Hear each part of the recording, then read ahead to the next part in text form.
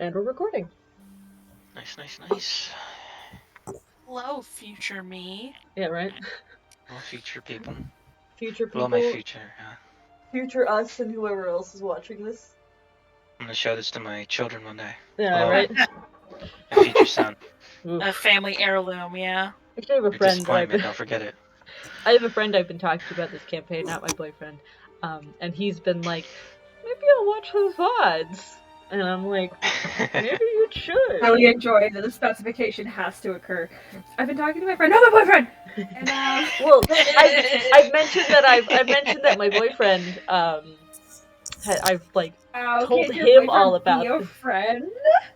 Well, he is, but I'm referring to a different friend in this instance. No. Hey, the vibe I got was like, my boyfriend just is to clarify, just to clarify, my boyfriend is not my only friend. Hey, you all are here. Exactly. Hair flip. Hey, I'm here. Hello. Just in time. I was about to start the recap. Just shooting the shit. Recap time. Eat 'em up. Right, make sure you've got your sheets and your dice. Your character sheets and your dice. Let me munch on the click-clack rocks. Please don't eat your dice. Oh, man. But you can't tell me what to do. You're not my mom. There are dice that you can eat. You know what? That just makes me want to eat my dice now. Okay, just to prove you wrong. At least get the sugar candy dice. Nah, I'm gonna get the metal ones that I have on here, the ones that break a glass table. That's what I'm gonna eat. I mean, if you want to tear your digestive system to shreds, that's on you. I will not be held accountable. Let's do this.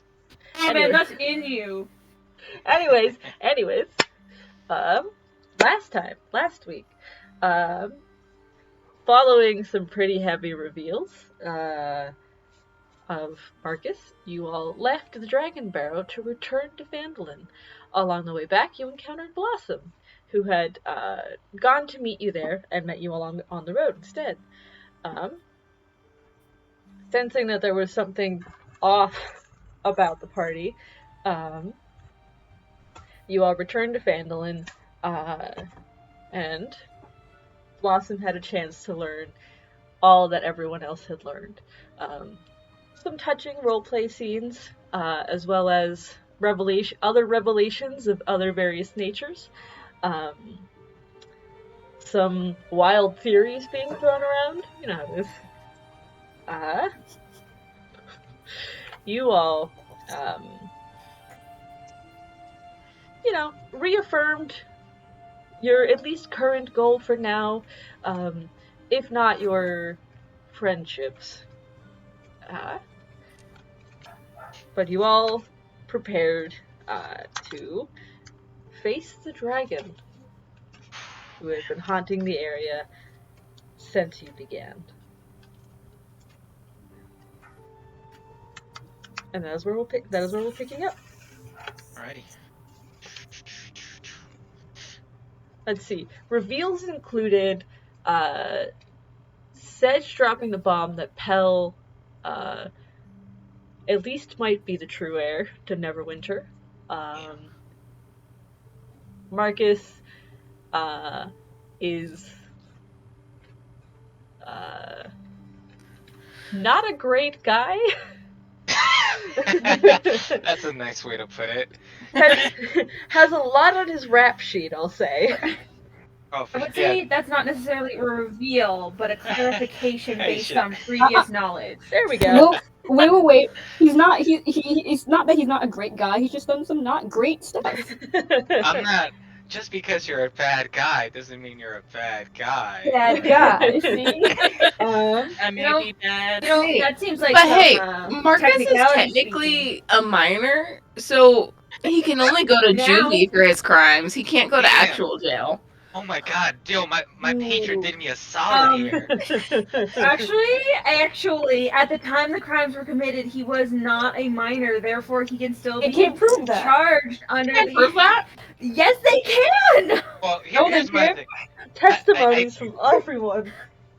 it's hard for us to say that. I feel like we gotta be in a court of law because I don't think this happens all that often for them to have like a precedent for it. You know what I'm saying? Like nobody's coming in committing crimes in their early 20s and then regressing to their teenage years. I gotta be like, all right, according to statute. Okay. But I would argue that in the world of magic, as it were, this has happened before, and I feel like there is a precedent set at least somewhere, and Candlekeep would have that precedent logged.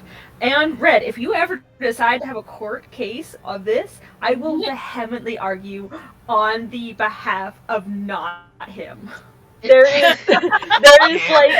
like a weird specific bylaw somewhere that they wrote in because of a weird situation like this. I have a Phoenix defend him. Was like, you know what, my god, can you regress my age, therefore I am not liable under these laws? And they're like, yeah, bet. And they're like, now you...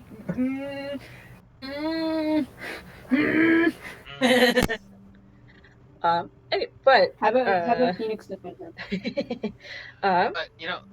Is 17 like a minor in this world? That's what I'm curious, because we established that they can drink, so like... It's like Europe. Not technically. It's like a medieval, world. Yeah, rules are a little gray.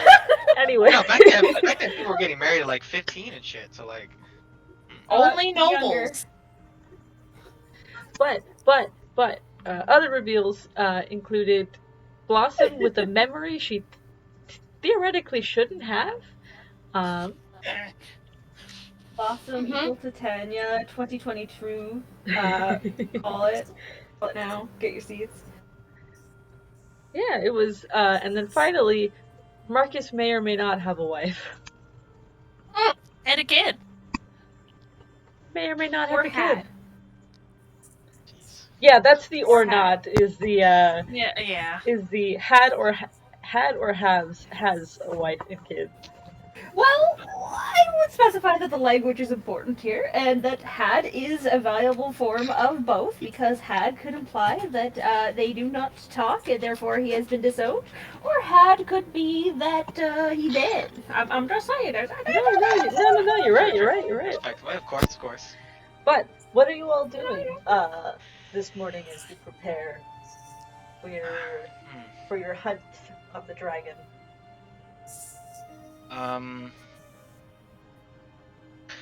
I guess I recommend to the others when I make it outside that we should, before we take off to the dragon, we should go to the manor, check up on everyone, and inform them that, hey, we're heading over at this moment to take care of this. Don't think that's necessary. They already know that we were going to be doing some major things, and it just takes extra time. Well, either way, I'm saying that mostly because it would give us a good point for us to go talk to Renan to see if he's coming with us. And the sister, get the brother. I agree with Lakin. It would waste time. We should go. Hold on. Renan is a capable and competent spellcaster and a healer. He can definitely help in the fight. He got fucked up by a bunch of spiders several times over. Every fight that we have dragged him into has nearly led him to just fucking die. You know what? Lycan's gonna see this and just gonna vamoose. She gotta go and tell the kid, tell the older kid that's not a kid because that's not how this is in D&D, but tell the kid that this is gonna be happening, and if he wants to come, it's his decision, not our decision to make for him.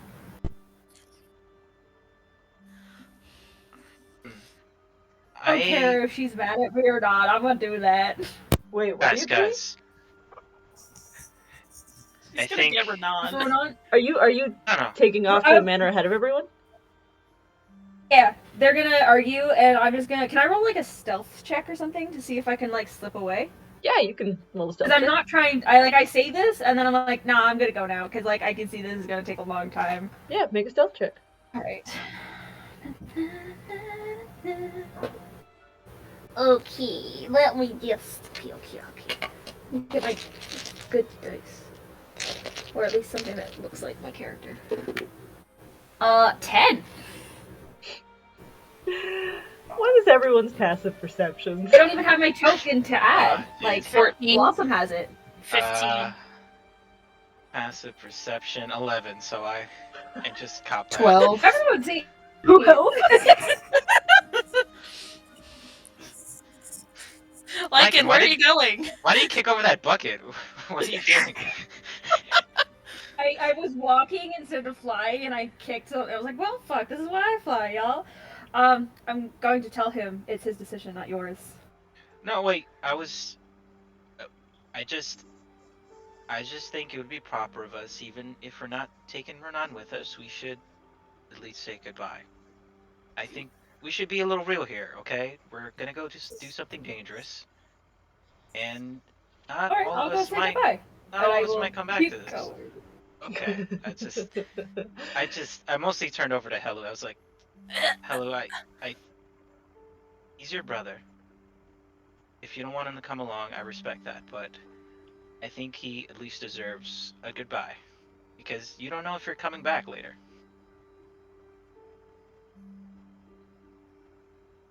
So that's just the realest I can be when it comes to this. Fine.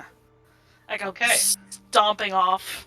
Yeah, so we should really just check on everyone. It'd take us 5 minutes just to be like, hey guys, we're leaving. We want to make sure everything's okay. So it's the responsible thing to do. So I'd say we go. Alright. Following Lycan, who is a bit ahead of you, I imagine you catch up pretty quick, especially now that you're all going to the manor. You head back down the road and up the hill to Tresendar Manor, this like dilapidated, decaying husk of a once great and noble house. But you pick through the rubble. I'm not going to pull up the map because I don't really need to. You pick through the rubble till you get to the entrance to the basement, in which you climb down, go through the secret door, and you step out into the rest of the basement. And yeah, there's a lot of people in here, kind of a cramped space, but looks like, of the people of the town, they've sort of each have their own little area. There are bedrolls, there are blankets, pillows, there's like tables that they might have like dredged up and like hastily put back together, where people are playing like games, card games and stuff. A lot of the people here are the older or the people with like, a lot more like the kind of the shop owners. They're people who can't really afford to walk all the way to Axholm. That makes sense. Yeah, but they're there. And among them you do see Ronan like moving through, just like stopping and talking to some people. Seems like just looking at him, looks like he's made friends with a lot of the older folk in the That's not surprising. Yeah, very, very favorite grandson kind of vibes. No, he has those vibes. I specifically imagined him to have those vibes. Very friendly, very cheerful, and personable young man. Nice. But you all enter. I have this granddaughter. Yeah, she's a bit of a rough and tumble child. But as you enter, there are some folk that like see you, say hello, kind of give you a wave, give you a smile. At which point, Ronan looks up and sees you all, and there's like a big smile on his face as he picks his way over, and he comes up to you. He's like, "Hey, it's good to see you all. Was your business at the where was it again?" Dragon Barrow? Right. How'd that go? Marcus does take off his helmet when he goes in, just so he's not walking around the treadmill all weird. Yeah. And he says, it went well enough. We were actually just on our way to take care of Snowflake, and we wanted to see how everything's going on over here before we take off. Well, seems to be fine. People have settled in. It's a bit more comfort to these folks to be at least this close to home, even if they are closer to where they're worried the dragon might attack. But basement's pretty secure. I mean, it's lasted this long. There's a giant chasm in the middle of the floor, and the place hasn't collapsed on itself yet. So, Yeah, it's personally, it's really starting to grow on me. I think I'm gonna put like a live, laugh, love sign over there, and Ah, you yeah, you sound like my mother when she moved to Waterdeep. I mean, look, listen, you can make a home anywhere, Renan, as far as I'm concerned. Oh, And absolutely. yeah, I might need to bring a broom in here or something, but it seems like everybody is liking it here at the very least. So, I mean, they're making do. There's some comfort to be had. yeah, of course, of course. Well, thankfully they won't have to stay down here for long. Right. I'm sure we're gonna get this all built Oh, and out of the way. sorry, give me just a moment. And he like digs around in his bag and he turns to you, Blossom, and he hands you, or doesn't hand you anything, but no wait, sorry, brain is, yeah, he hands you a small piece of paper and he's good. I did get a reply from, I said I would send a letter asking about your Nick Bottom, and I did get a reply from my contacts in Waterdeep. Thank you, Renan. Thank you so much. This means a lot. Thank you. And I'm gonna take it and start reading it. And I can fill you in the details in a moment if there's other conversation you wanted to have with Renan.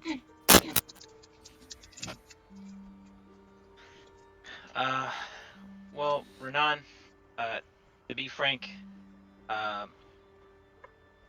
we personally, I also came here because I've been trying to make the case that I think you should come with us.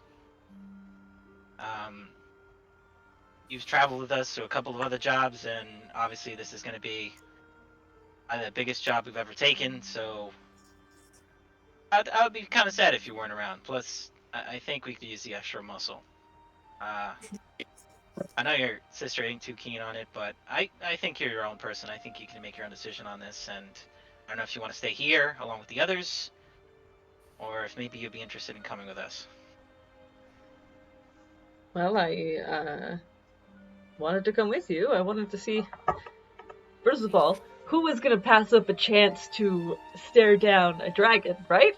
See, Come that's on. what I'm saying too. That's what I'm saying. Quite literally, so many people. Quite literally, so many people say no to this. Do you understand the sort of like street cred I could get back in Waterdeep if I go back and tell my guard buddies that I stared down a dragon? Street Literally, only if you survive. I know how to take care of myself. Important, trust me.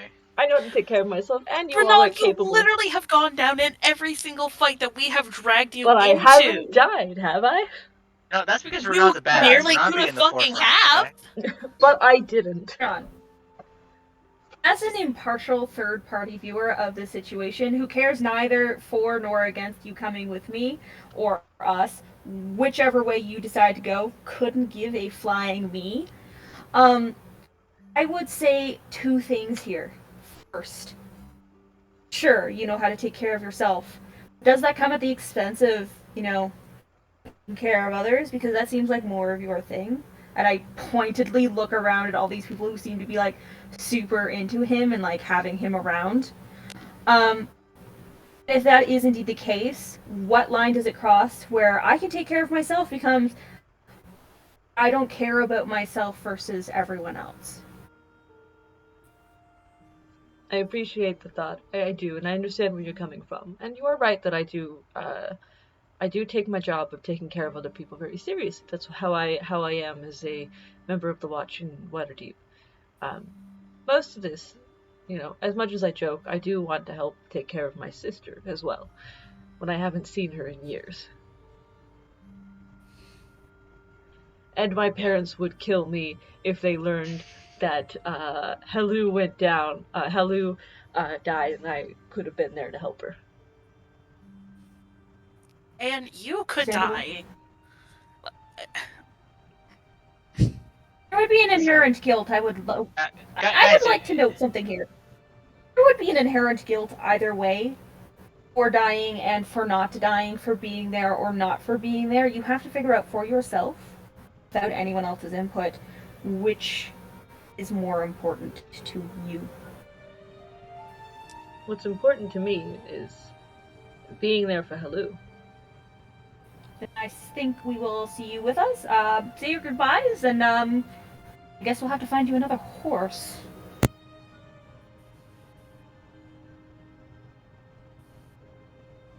and go looking for a horse. Horses might be a bit hard to find around here. Yeah. These parts. The last of the horses were probably Does not taken. mean that Lycan actually wants to be here for the awkward thing that's going to occur next, which is the active act of her trying not to. She's gonna try and be helpful, and she finds a horse, great. If not, she's gonna go look and look and look until we leave. Wagon. You like meander off. I'm gone, guys. And so it turns to you. So, I'll get my stuff.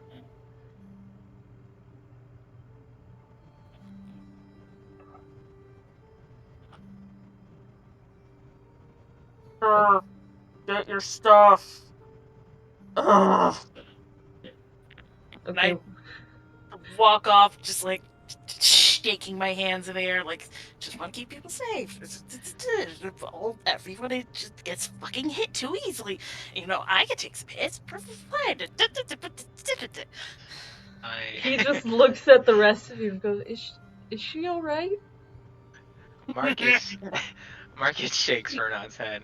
She's been through a lot recently.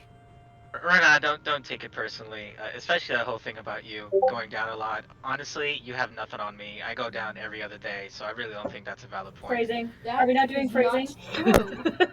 Not go down every other day. Oh, guys, the amount of times that I've been down, I think I've been down more than Renan. Let's be serious. I mean, and he's been paid for it too. Yeah. Wow. He is a professional go-downer? I'm just saying, like, if our point of interest of being like, Renan, you can't come along because you go down a little too much, man, Marcus should have been packing his bags a while. How do you It's like his how do you favorite thing to market do, your going skills, down. Marcus? Wait, say that again? How do you market your skills in your go-downingness? Fully willing to drop to my knees, or prostate if necessary. Look, I'm always willing to get up, okay? That's listen, all I'm saying is Then you fall back down, right? fall back down, but I'm up again. Jeez, I'm just that Yep. durable. Yeah, I'll do a backflip on my way back up. I don't care. Can't see I'm my sorry. face. You cannot see my face right now. So- But rest I'm sorry, assured, but I'm sorry. all I'm saying is we're gonna be roasting Renan for this right here. Damn, like I'm on fire right now. So Renan, I am with you on this. Fireball. All right. I think you're a valuable part of this, and which is why I'm definitely vouching for you to come along with us. This we can use your healing. thank you. Most important. You sure she's alright though? You said something. She's had a. To be honest with you, she's I was about to say a little mad with me, but it's more like really, really mad at me. For good reason. It's my fault. It's a Should lot. I be for me to giving say. you the shuffle talk or something? Shuffle. You should be Shovel shuffling talk. me on a shovel talk. Maybe. Definitely a curb stop or two, but us going into it now is just gonna get in the way of our departure. So I think it's best that we get past it on the road or something. All right. I've caused a lot of tension, Renan. Let's just put it that way. I bet you have. Don't give me that. I know you know some stuff. Like you said, we can talk about it on the road. Yeah, we can. Let's have a private discussion at some point in time. I'd really like to know what you know. I think that would be for the best. I think so too. But that's besides the point. I don't want my personal life getting in the way of all this. We got all these people waiting on us. Of course. So let's just get on the road and Yeah. figure Let me everything else say along my the way. round of goodbyes, and then I'll meet you outside the manor. Oh, of course. I have someone for you to meet too. So All right. you just have to look presentable. See you outside. Here, horsey, horsey, horsey, horsey. Here, horsey, horsey, horsey, horsey. For the sake of brevity, I won't have you roll because you're not really. The chances of finding a horse around here are slim to none. Speaking of horses, Marcus on the way out, he's just gonna like steal an apple or two from the provisions for Swifty. Yeah, you all can head out unless there's anything else that anyone wants to say to Ronan. Nope. I've said my piece. Right. And Blossom. I don't got anything. Blossom, as you read over the letter, it's pretty like cut and dry with the information. It is someone just giving a report back, essentially. The report is basically Nick Bottom is a part of a troupe, an acting troupe, known for putting on some like humorous comedy plays, but also the occasional tragedy. But it's well known for traveling around the Storm Coast, between like Baldur's Gate, Waterdeep, Neverwinter, and any other major cities. Last they heard, they were in Waterdeep actually, and moving on.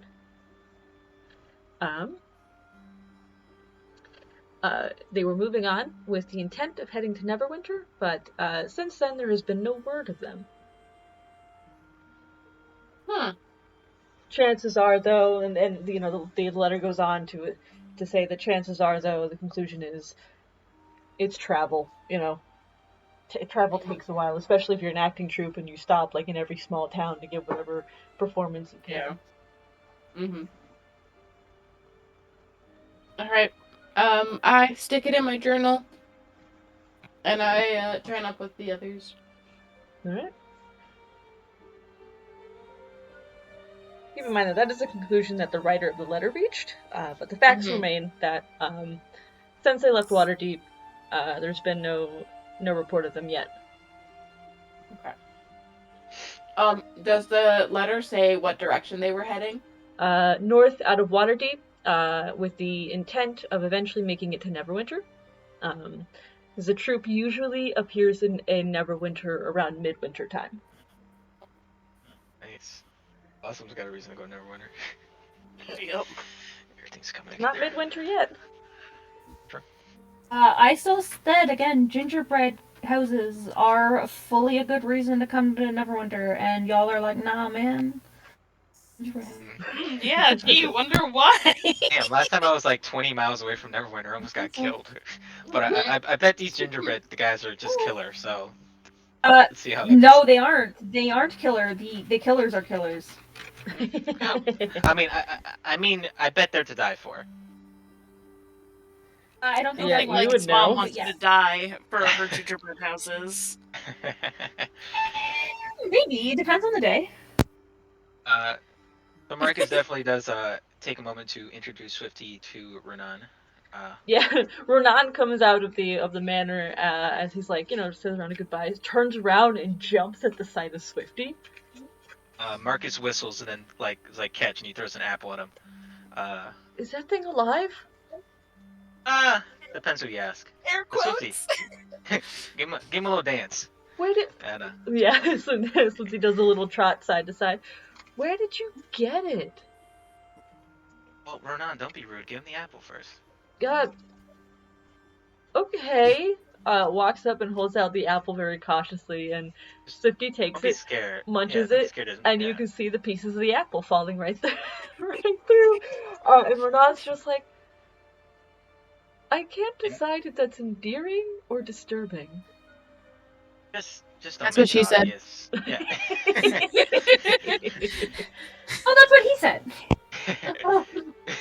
Just to make your opinion obvious, he's a little self-conscious. We just found him over at the Dragon's Burrow. The same reaction that I had, so. Well, I leave Wait, you I'm all not for 2 days, and you come back with the skeleton horse? What? You leave us for 2 days, and Marcus comes back with the skeleton horse. Let's just say there are a lot of skeletons coming out of the closets lately. In character, there's a laugh. Like, just a quiet. That's what he said.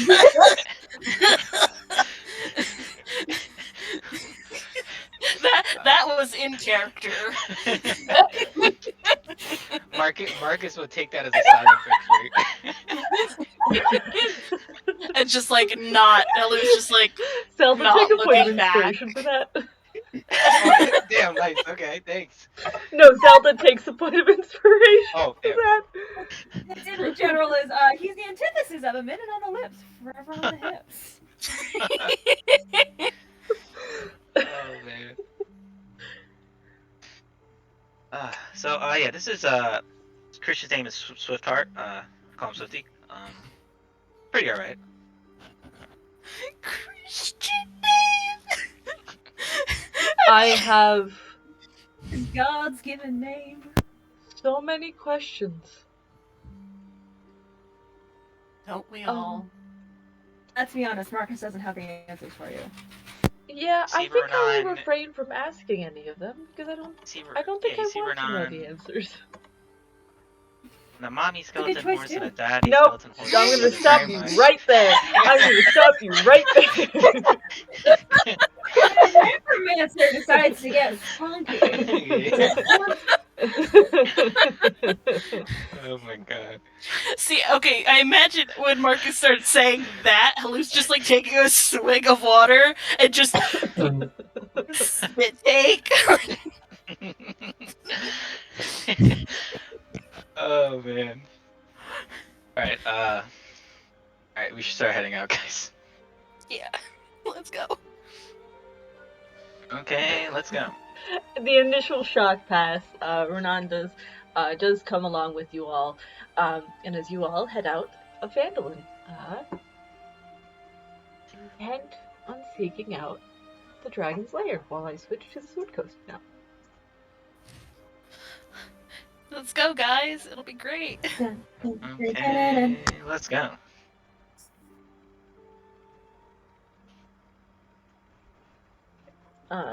What you do know is that you remember getting a vision from the Shrine of Stavros some time ago that showed a fortress deep on a snowy mountain, generally south. And what Sedge remembers, of course, is that there is a mountain peak known specifically as Icespire Peak, roughly in that direction. I'm sure that's a place of little importance. So you can take this moment to plot out your path, if you intend to follow the Triboard Trail to the Shrine of Stavros and go south, or if you intend to follow the mountain line, for instance. That is up to you. Or any other path that you so choose. I'd like to stop at Umbridge Hill to see if the Spitfire lady who basically told a Manticore to fuck off, if she has any healing potions we could snag. Oh, you spooky bitch. Fuck off, you spooky bitch. That actually is legitimate, and if mentioned, I would definitely hit it. If it's not going to take too much time out of her general travel, yeah. I mean, we can go. It's like a few hours at most to Umbridge Hill. I agree with Halu. She's not out of character, but not necessarily in character either. Yeah, I am regaling the story of how this tiny ass woman fucking just barricaded her door and just gave no shits that a goddamn Manticore was outside. Yeah, she I was told you the else, story man. of my mother. She is something else too, and she's you know what? I'm not sure if you're ready for stories about my mother. Yes. Alright, continue. You all are heading south to Umbridge Hill? Oh, Yeah. You know what, I'll since I've been hanging on to them, I'll give the spines that I have from the as I'm talking, I'm oh yeah, and these spines were in the door and I pull them out to show Lycan. They're Yes. very long, very sharp Oh, spines. you still have those? Yeah, Do they don't look like you? they're I don't They think brittle? I took any spines from the Manticore. Like they're what, sorry? are they brittle, or are they someone could Okay, I will explain why I'm asking.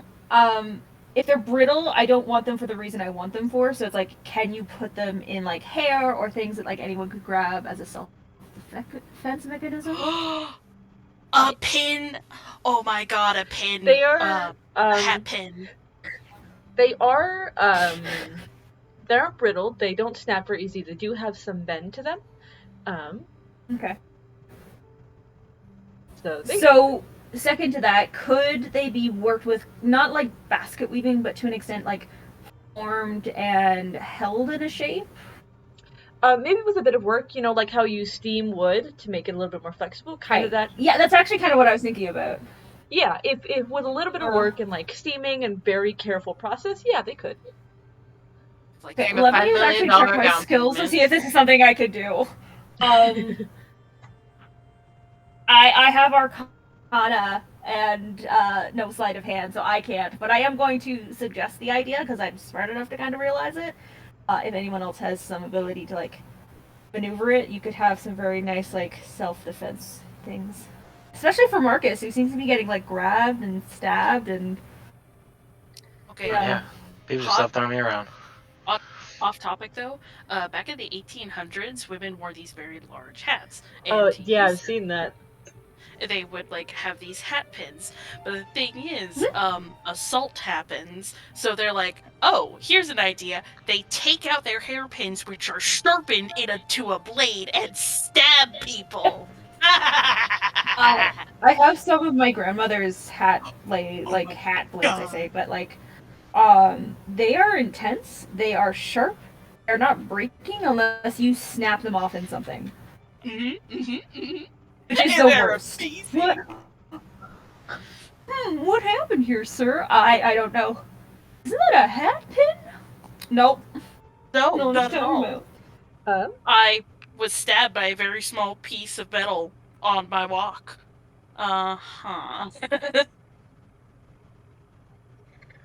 Anyway, sorry.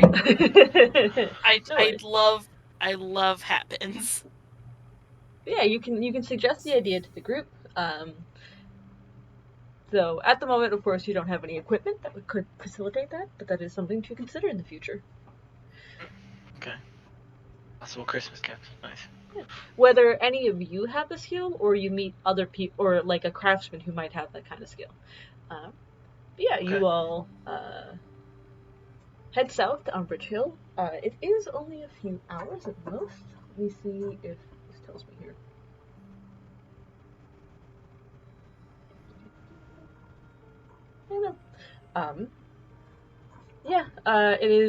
It's not like a path like the Triboard Trail, but there is, a sort of road that leads to it. It's built on the slope of Umbridge Hill. You can see an old stone windmill surrounded by an iron fence. It is calmer here than the last time you were here. Good to see. Hey, fuck. No goddamn manticore. Yeah. That guy's not there. You know that one? And this is like going back to the start of the game after you leveled up a whole bunch. Yeah, right? I like a skeleton horse and shit. We're More going party down memory members. road. Damn, y'all are multiplying. Oh great, more of you idiots. Are you trying to tell me to leave again? I want some of the sparkly juice. Sparkly juice?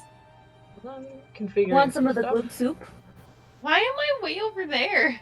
Hold on, I'm configuring some stuff at the moment. Okay. I can't even see. Yep. It's because I don't have tokens for all of you on there yet. But they're coming. Oh, the last time we were here, my hair was long. Oh yeah. That's true. We didn't even have like Foundry up last time. I think we were just doing Theater of the Mind, right? Yeah. I might have, probably Theater of the Mind. That or my GIMP setup. It's Theater of the Mind. I think it was GIMP. This layout room is familiar. Oh, you know what? Yeah, you're right. It was GIMP. Yeah, but you can approach the stone windmill, and as you approach, like, you get closer, and then as you approach the front door, a woman appears in, like, the second floor window.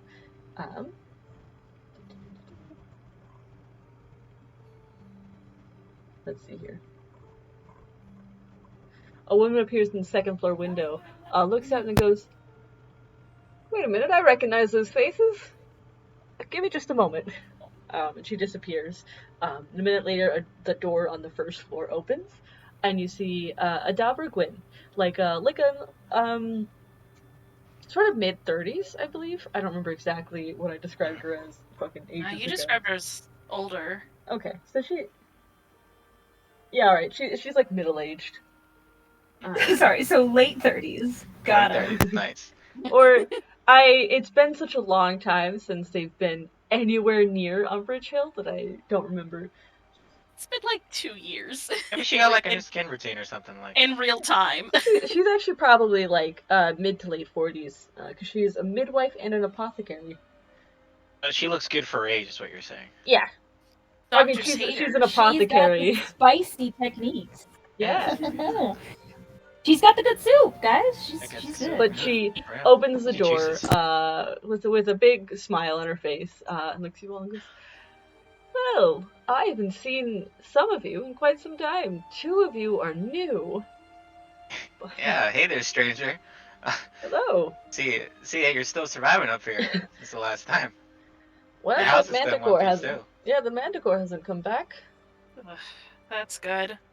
How about the dragon? I've seen the dragon flying overhead sometimes. Thankfully, I don't leave my house when the dragon is around, so it hasn't had a reason to investigate. Well, let's hope it stays that way. Intelligent. That's the reason why we're here, actually. We're hoping that you have some healing potions that we could purchase from you. We're going to fight the dragon. Really? Mm-hmm. Well, I can't say I recommend that course of action, but I do have potions that you could buy. It's already attacked Vandalin. At this point, we have no choice. Has it? No one's hurt, thankfully. Everyone's fine. We evacuated part of the village to Axholm, and I point in the direction of Axholm. And there's some people back at Trisendar Manor in the basement. Everyone is thankfully fine.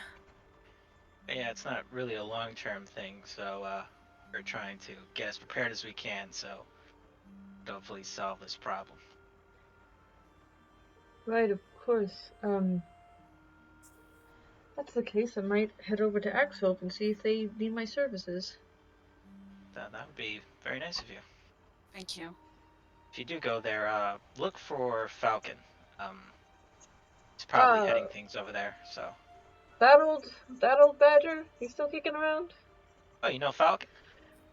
He sends his boy over sometimes to get potions. Being a hunter is can be hard work sometimes. You mean Pell? I'm looking over everybody like, For my nudge, like Yes, I Super think that not was right. suspicious. Like, bro. I take it you all are in, like, at this point she's invited you inside. It's like, so I take it you all are acquainted with Falcon then. Yeah, we've had a bit of a. honestly, never met the man. Well, Like it is new. The rest of us, though, are well acquainted with Falcon. Have you heard of At this Gorthog, point. the Thunderboar, that whole thing? No? I don't know if I think we should give her the summary to that. Yeah, I basically give her the spark notes, like, Gorthog summoned, took him out. Maybe you haven't seen from Falcon as much lately because his house got demolished, that kind of stuff. Yeah, she didn't, while this is happening, she's, like, going through her supplies. She has, like, something brewing at the moment, but she's also, like, pulling out potions, bottles of stuff. She goes, okay, really? And then she's, like, going through and responding. She goes, so you all really fought this big lightning boar creature? We aren't No. called the Banes of Thunder for nothing. We're actually wearing them right now. It's part of our merch, see? Well, you all are certainly moving up in the world. Go from fighting manticores to Lightning Boars. It feels like a downgrade somehow. To be fair, we didn't exactly fight the Manticore. Yeah. Um, We had a discussion, I guess. I don't know. Bribery. Well, you lot were braver than most folks. I know. I'll say this though. I think we could give that Manticore a run for his money now if we ran into him. But back then, not so much. But as you can see, I think we have a good enough chance against Dragon. I don't know if you heard, but people are calling him Snowflake Dylan III. That's the name going around. She just gives you a look and goes, "Is it? Is it yeah, now?" it is. So, but any extra aid would be great, which is why again we came for you for the potions. Right, of course. And she does has like pulled out a couple of potions at this time, and she goes, "I have in the time that you've seen me, I have about 3 regular potions.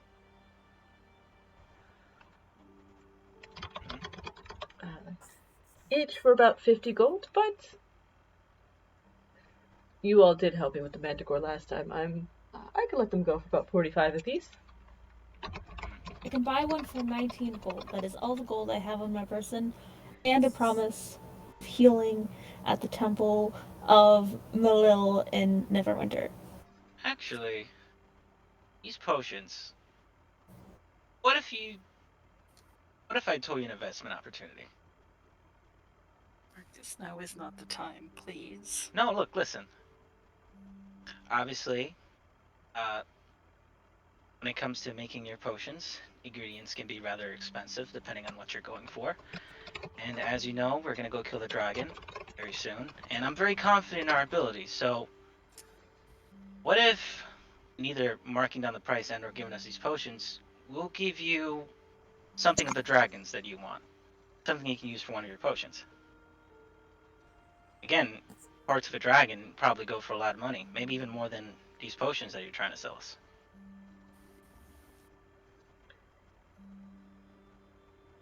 So you're asking for more of a discount?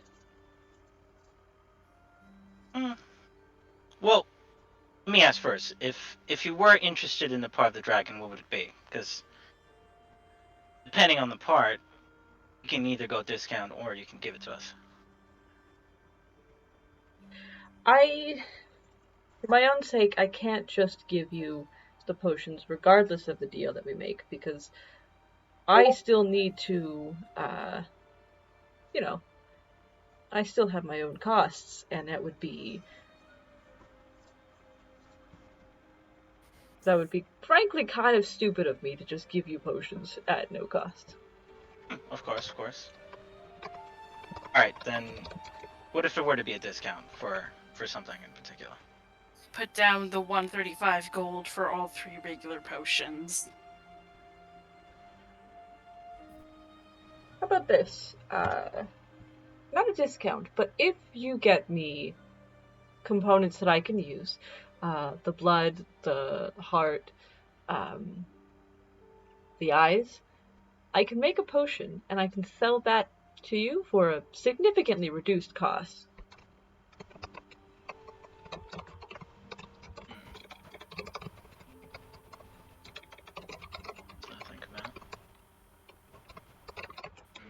So, dragon parts is she talking about, or something else? Dragon parts. Yep. Blood, heart, that kind of stuff. Yeah, dragon blood, dragon heart, dragon eyes, stuff that she can use in like other magical potions. The rhinoceros horn is a powerful aphrodisiac, so I wouldn't doubt it if, like, the scale of a dragon, Jeez, man. Would have pointed out, eh? I don't know, I think we should consider going with the discount route, guys. I'm saying this out of character. 3 regular potions at 45 gold apiece? Oh, that was her starting rate. She said 45 gold just for us helping her out. But yeah. We might be able to get it lowered even some more if we were to bring back whatever dragon part that she wants. I think what she's saying, though, is that we bring her back stuff and she makes us a cool dragon blood potion thingy, and then we can buy that off of her too. For a significantly reduced cost, because you all got the components needed. Yeah, I guess we could do that. I bought the... Yeah, and she takes it very gratefully and hands you 3 potions of healing. They are basic.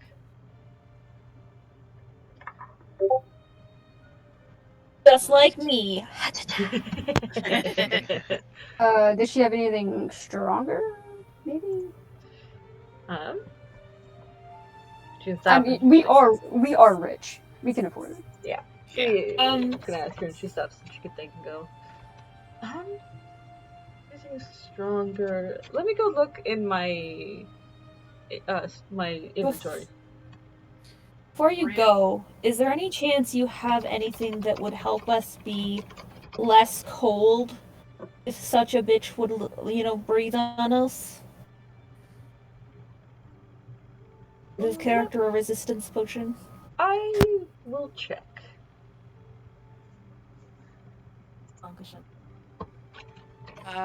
Who wants the 3 potions? I don't think I should have it on me because I will be frontline and center. And if I go down, I can't really do anything about it. And then someone would have to, search through my pockets to find it. Yeah, Is anyone faster than another? I think we should disperse it amongst all of us. I have... Blossom should have one. Definitely, yes. I think Lycan, Because she has face step. Yeah. I think Lycan and Blossom definitely should have one each. Mm-hmm. And then the last one should go to Ronan, actually. Ronan would be great to be able to sit at the back with a potion. Agreed. And step in.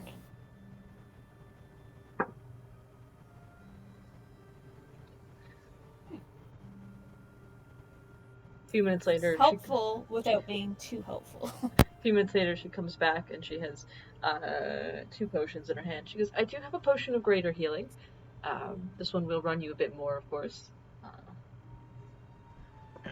But you are in luck. I do happen to have a potion of cold resistance. Only 1, though. If I may, I would like to offer in-kind opportunities. Or my mother... Oh, I had to look up her name. Sorry, I had this. My mother is one of the main priestesses of Nalil, Neverwinter. I would like to offer necessarily a payment from her, but a payment of sorts.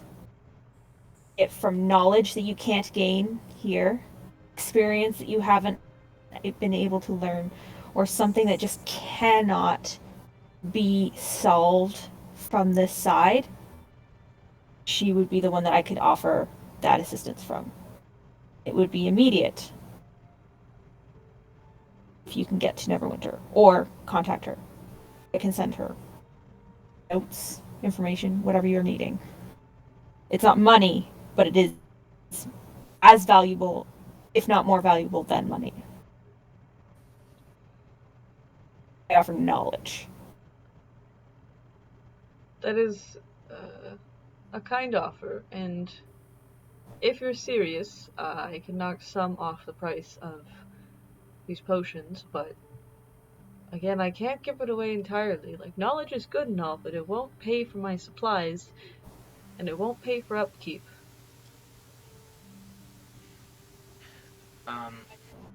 I start writing a little letter. Yes, that's fine. Make a persuasion check. Persuasion check is really just to determine how much she knocks off. Okay. 1 second. She is Guys, very it didn't serious. fail me the last time. 21! Natural 16 plus 5. Okay, alright. Nice. I also like to knock off further off the price by offering her. I bring out a little baggie, put on the table. It contains all the little claw guys from the ghouls. I have 26 in total, so she could use that for as ingredients if she wants to, take that and knock some off the price along with Lycan's offer. She takes it and looks at it and goes, "What did you say these are from?" They were ghouls, right? Yeah, they would have been ghouls. Yeah, there's some ghouls. They're rather recent. About 5 days or so since the last time we collected them. Ghouls, huh? There's the kind that have that toxin on there, the paralyzing toxin on their claws. Oh yeah, very spicy. Renan over there took a little nap last time I hit him. Ronan laughs and is like, he's telling the truth. And she takes and looks and goes, "Yeah, all right. This is a solid quantity. I might be able to do something with these." Okay. Well, I was going to tell you that the greater healing is 150, but with the offer of knowledge and these claws, I can bring the greater to 125, and the cold resistance. Here.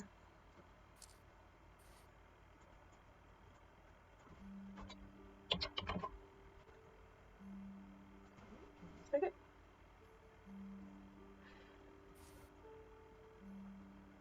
I can let them.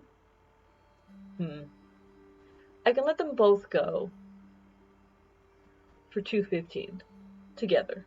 Individually, they're 125, but together I'll sell them for 215. I have 17 gold. I put it on the table. Hey, and the letter that I'm just finishing. There is a pretty significant amount in the party funds, I believe. Yeah, I was just about to bring that up. For these purchases, we really should be using the party funds rather than our own personal money. Too late. So... I used my own for the. Yeah, I well, know. I can always just add it back and subtract from party funds. I think that's best. Just so we use the party funds from now on for this kind of stuff for sure. All right, let me hold on. Do we have enough in the party funds right now for? It's nearly 650 gold. 215 plus 135 is 350. 50. That is 350. 350. All right. Let's see. Okay. 634. You know what's better than 350? 350. All right. That damn Loch Ness monster. Nessie, calm down. 84 GP 10 SL and 28 CP. All right, updated. All right, cool. I'm apparently the party money manager. Banker over here. Let's go. I feel that that's really funny because you have the big gay disease. I do have the big gay disease. That's why my calculator And is open. I just find it hilarious every time you do maths. I sit here and go do do do do do. Look, we can't all be cool, okay? We can't all I don't be know, not affected by the big gay.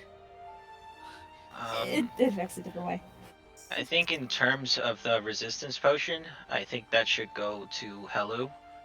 Helu's going to be up in the face of this dragon, and she's going to be a formidable force if she's resistant to like slashing and whatever else, along with the icy boys. Does Helu want the Dragon Slayer then?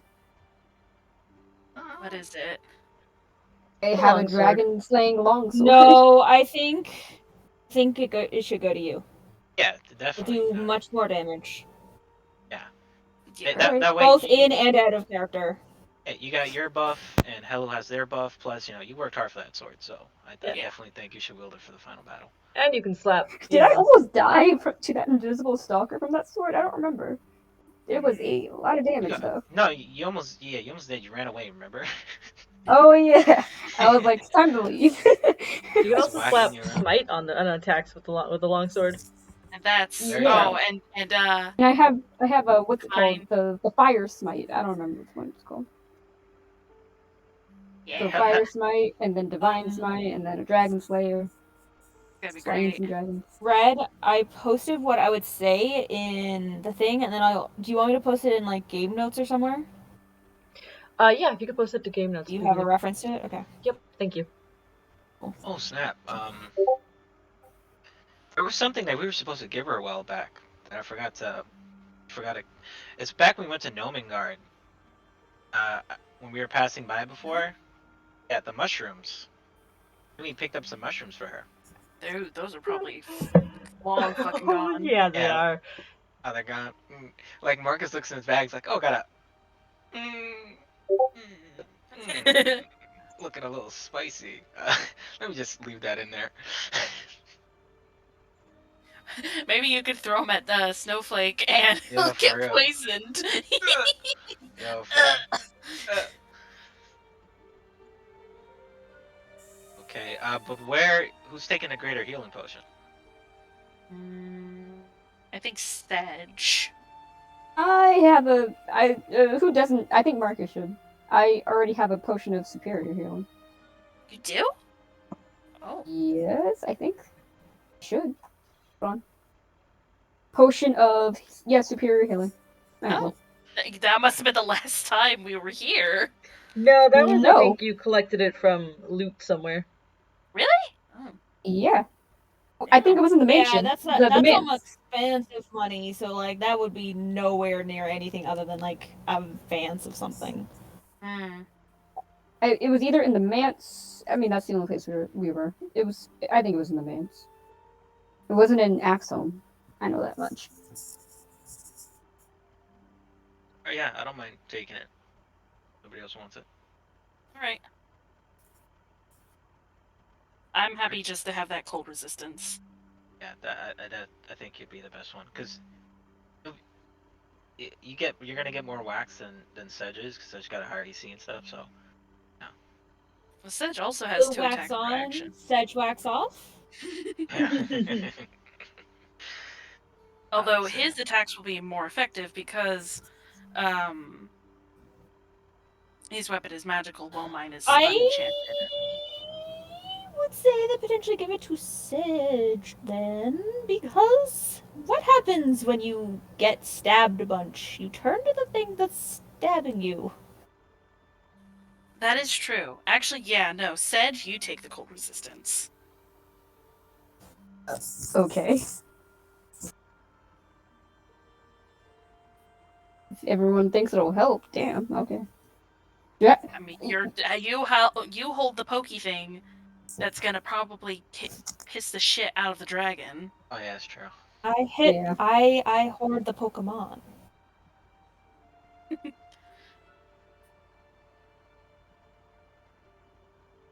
Alright guys, I think we're all settled and good to go then. Seems like we got a nice little haul here. And we're as prepared as we can be for Snowflake, so let's get our foots out of the door and psych ourselves up. You all get prepared to leave, and Adabra Gwyn looks at you all, very serious for the moment, and goes, "Taking on a dragon is serious work. I wish you all the best of luck, and may your blade strike true."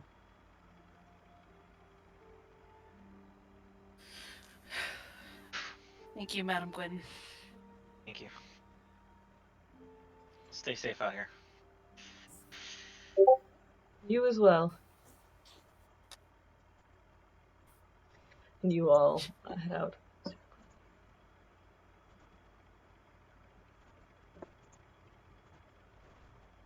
She waves us off, sees the horse. What the fuck is up with that? She, sticks her head out the door following you all, looks out, sees the horse, goes, ah, and then shakes her head and closes the door. She's just like, you know what? This is fine. That's probably wise. Like, I drank the wrong potion today. Let me just go back inside and take a nap. But you all head out and away from Umbridge Hill and back onto the Sword Coast.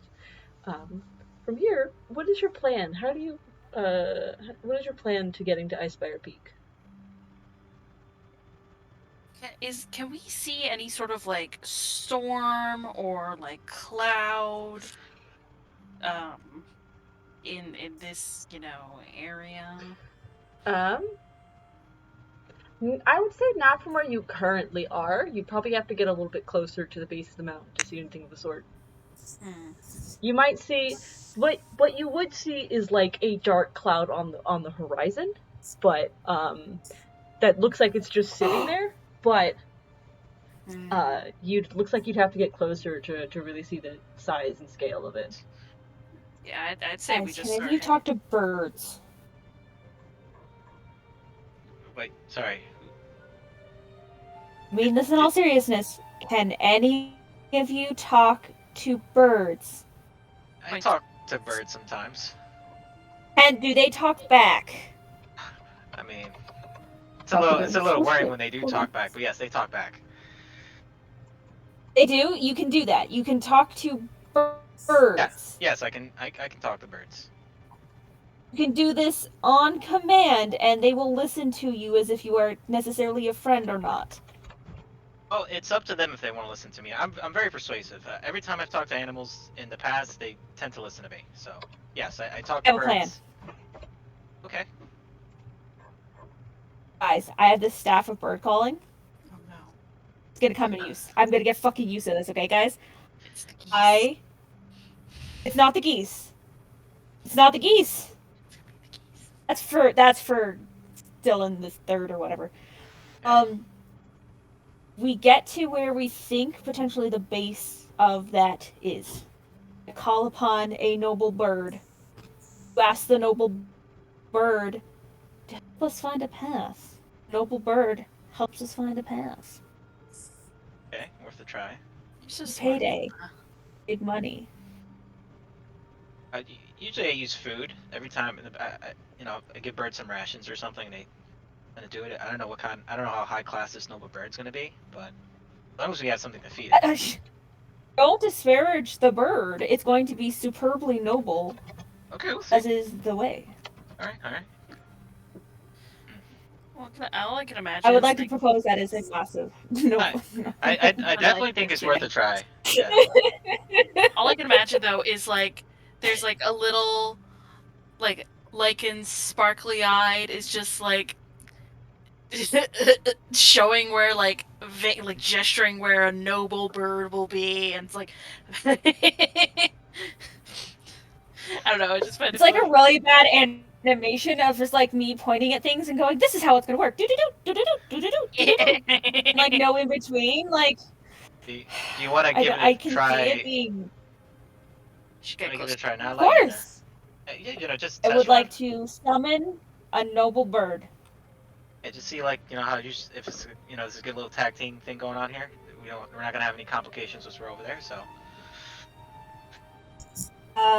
So it says that it has the following sounds up to a range of 60 feet. So I would like to see if I can, using it, summon. Ravens are really smart. Let's go with a raven. We haven't moved, correct? We are walking away from Unbridge Hill. Yes. Okay, good. We are on the road. Right. I have 10 tries of this. You activate the staff of bird calls, and it lets out this the hoarse raven's cry. Make a. If I say Holy Spirit activate, can I have advantage? If I activate the staff every time with Holy Spirit activate. I mean, No, technically, but you can make it an Arcana check instead of an animal handling.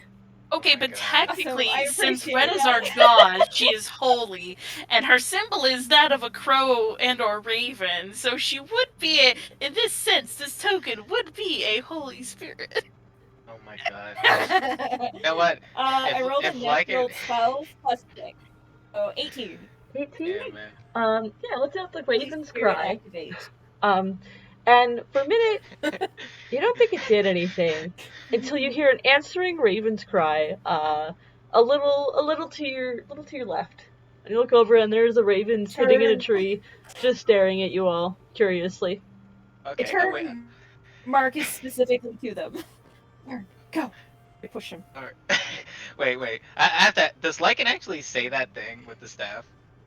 Holy Spirit. Yes, Oh my I god. said I would. Alright, it's just funny to me because Marcus definitely sees that and it's like, I don't remember telling her she had to do that, but like she's having a little too much fun, so I guess that's just the way it is. Last time I didn't, a goose appeared and tried to murder us. Yes. Superstitions group come of for a geese. reason, guys. Oh, okay. Alright. Exactly. New tradition. Okay, Murder of geese. Marcus gets pushed along by Lycan and he approaches the birds and he's like, hello friends. Your cat, you speak with animals? No, I have a bee speech. Oh, right. The raven looks down at you and is just like, what do you want? I'm looking for a bit of a partnership right here. I think there's a way we can both help each other out, and you folks seem like smart enough people, so What do you got? I mean, Yeah, depends. bread. What are you looking for exactly? Got loaf. You got Food. bread on deck. Oh man, Bread I on have food. sticks. I have food for days. Seeds. Right I on the got floor. shiny things. Oh my god. Let me put it this way. You're probably used to flying around and getting whatever on the floor. If you're riding with me, you're eating nice. Well, that depends how valuable you are to me first.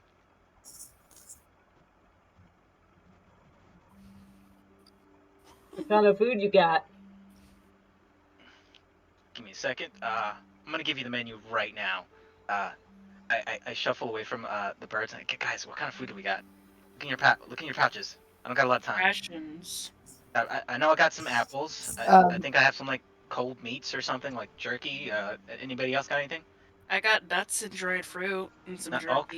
nice. I got some grains. I have a Grain. bag of grains. All right, I'm writing this all down on a little notepad. Okay, all right. Lycan, you have anything?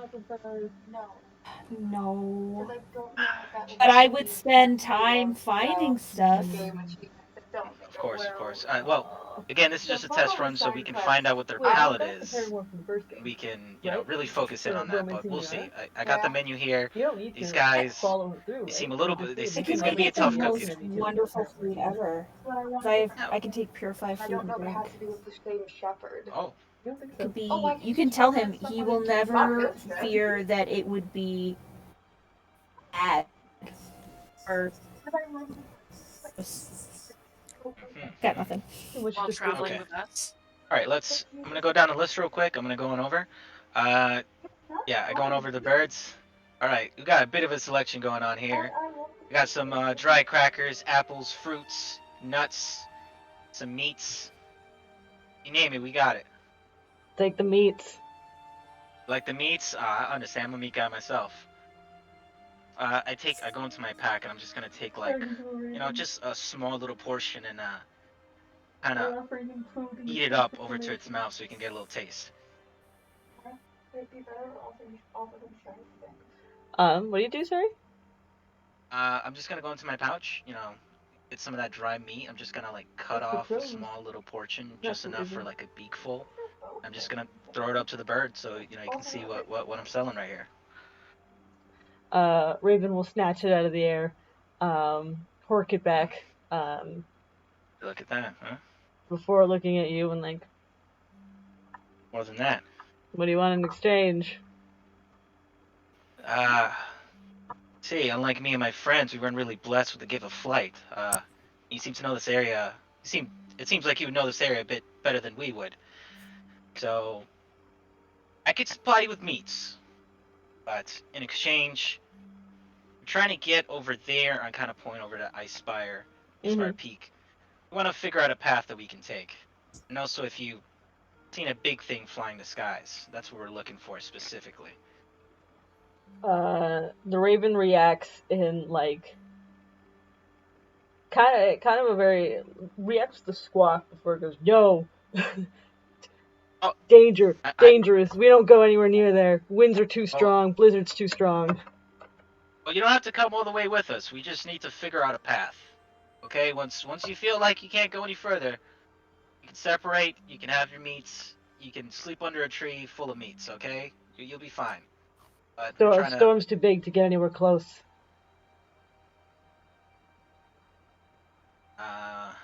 Storm's too big to get. Marcus, what's he saying? He said he's worried about the storms. He's saying it's too dangerous over there. Tell him we need a path. Oh, that's what I'm telling him. He's a little shaky. Okay, he says it's very dangerous. Can he at least get us to the bottom of the correct mountain? Okay. I go back to how far can you take us? We're just trying to get to the bottom of the correct mountain. We're just looking for a path. Like I said, you don't have to go all the way with us. Obviously, the further you go, the more meats you're gonna get. So consider that. Well, I'm saying this, I throw another piece of meat up, just so like when he's thinking about, he's eating the meats. Yeah, he snaps out of the air as he seems to think about it, and he goes, path at base of the mountain.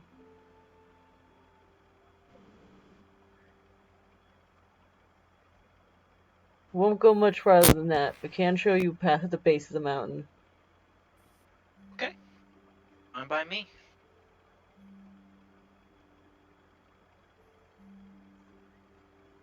Just have one last question for you.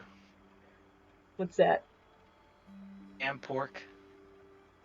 Any of it. Cow. All of it. Oh, any of it. Okay. All right. I pull down my arm, kind of in a, are you ready to perch kind of fashion. Some meats in my hand. No perching. You can throw it. Okay. Okay, we're not that cool yet. That's fine. That's cool. No. We just met. I understand. I usually ask people I run into. I'm not sure if you have one. You seem like a smart little guy. Do you have a name? Not that you can pronounce. I can try. Not that you can Just pronounce. screams at you. I run into a lot of names I can't pronounce. It would be rude of me to at least not try. Bird names are secret. Ah, damn, it's one of those. I whisper over, guys, they got like a secret club. Snow White with the red hair. What? If bird names are secret, how about you give me a fake secondary name that I can call you by, so you know that I'm talking to you, but you don't have to tell me your real name. Call me what you like. I don't care. Oh, Okay. his name is Poe, guys. Sorry. Well, Marcus turns back. What do you guys say? Oh wait. His name is Poe. His name is Poe! Marcus, his name is Poe! Okay. Are you cool with Poe? Poe's fine. Poe's cool. Okay. Right. Poe, my boy up there. Right. Nevermore. I tell everybody, Poe is willing to take us as far to the base of the mountain as he's comfortable with. We just need to supply him with meats. Does not care what type of meat it is. Just meats. Cool. Cool? You cool with that? Cool. Right. Okay, Poe. Either way, I guess. Yeah. And your new acquaintance Poe the Raven will take off and meet you from the skies, sort of sometimes hopping between tree to tree. There aren't a whole lot here in the sparse sort of grassland area. Will lead you from tree to tree. And for the sake of brevity, I'm not gonna this happens over the course of your travel. That actually works. What? Can I ask Poe the usual questions that I ask an animal that I run into? He seems a lot more smart than the usual. I know because he's a raven, but. What sort of questions are you asking him? Well, I already asked him what his name was. Some questions I asked Vincent before. Asked him what color the sky was. He actually doesn't respond to a whole lot of questions. He seems like he just wants the food and then also to get out of there. Independent boy. I can respect that. Also, just maybe terrified of the dragon that's flying around. Oh, of course. Oh, what if I inform Poe that we're actually trying to kill the dragon? Just to kind of see what his response to that is. Poe just laughs. Ah, Poe, you should have some more faith in me. I mean, I can talk to you. I think I'm capable of killing a dragon.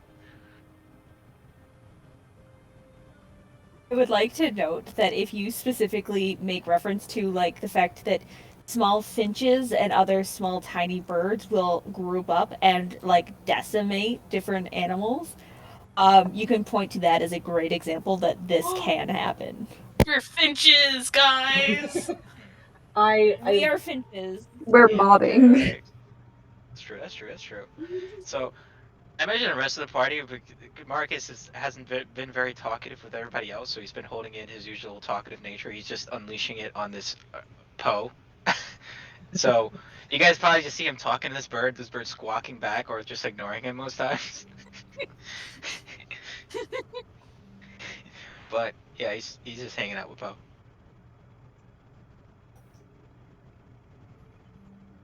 Oh, that's not what I meant to do. Yeah, you talk with Poe. Although Poe doesn't respond very well. Seems very anti-responsive, or just not very talkative. Does lead you into sort of the foothills of the Sword Mountain, in between where like this valley area between the like two branches here of the Sword Mountains. And as you go and get deeper in, it gets colder and more windblown here as you enter. Before Poe leads you to about this area, in which you can see the beginnings of like a rocky footpath up the mountain. It doesn't look like it's used very often. And there are places where it looks a little treacherous, a little slippery, if you aren't careful. But as you get in and further in, the sun does start setting. It does get darker and later, but the clouds you saw on the horizon start to fill the sky overhead, and the further in you get, the more like little bits of snow or like cold rain hits you. But it's not anything serious yet. Yeah. It's good we have the cloaks now, at least keep us a little warm. Yeah. But you can see the footpath in which the raven stops. He goes, "This is it. I'm not going any closer." And you give us any further directions, just verbally, or not? Follow, do we just go straight ahead, or something Go we have to up. know of, or just go up? Okay, easier said than done. I turn to the others and I'd be like, this is as far as Poe is willing to take us. He says we just continue to go up from here.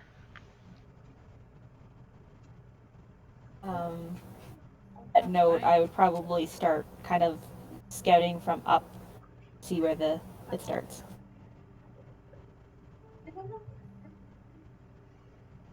Or the best way to access a trail up. Even though I really would, because right now it would just be me taking my hair like, which not great while I'm tired. Sorry, what was that?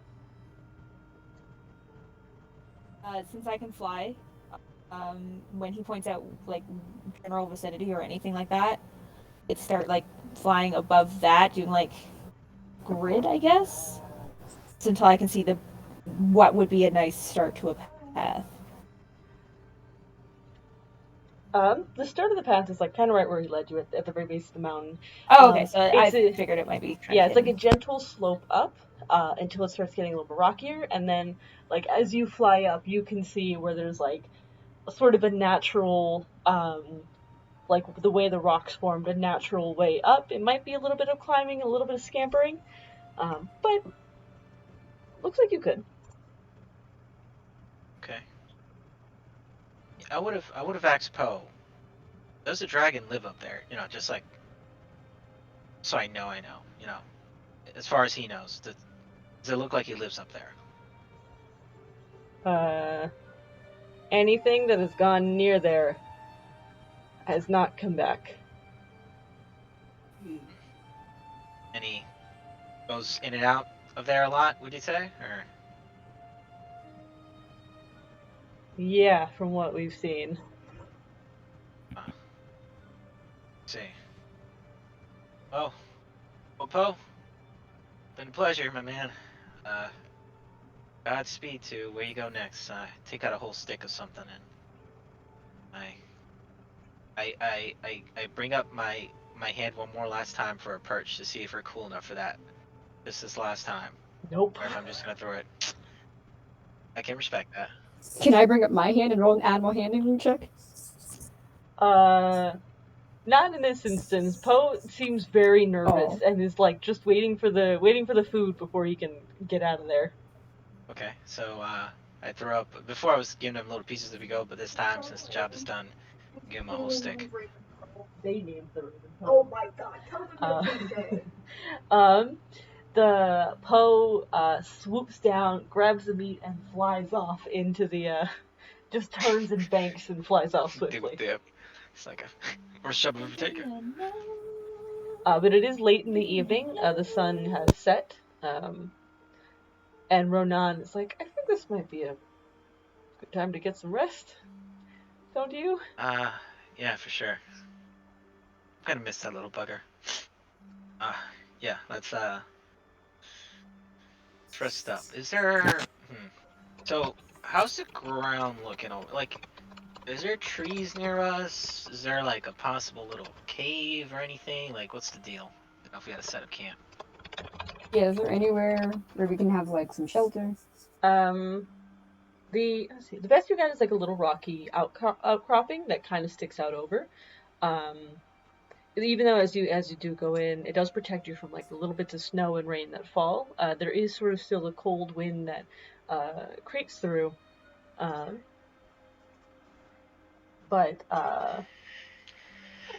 looks like the best you're gonna get for a shelter. Okay.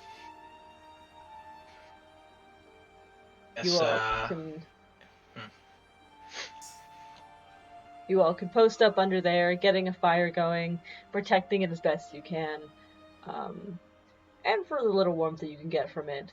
Your cloaks do a pretty fantastic job of keeping you all warm. You can sit down. It's like a portable blanket. Yeah. As you all are getting prepared to rest, though, is there anything anyone wants to do? The spirit from the heavens tells them they're fucking cliche. Hey, Daddy. I sent them a message. What? What they say with, I think I misspoke. Where's your daddy? I love you, but I will leave down the mic and say a voice from heaven cut through the storm. You said, where's Daddy? What? Pray. Oh, pray to Daddy. Okay. Or at least a version of commune, I guess. Like, I just want to see if he's okay. available.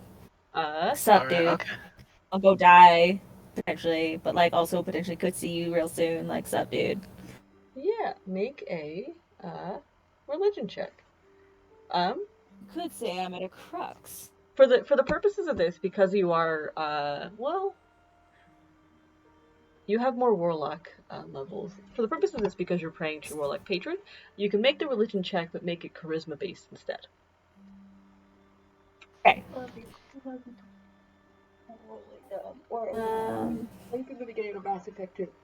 I'm actually an expert in religion, so I'm going to hold on to that.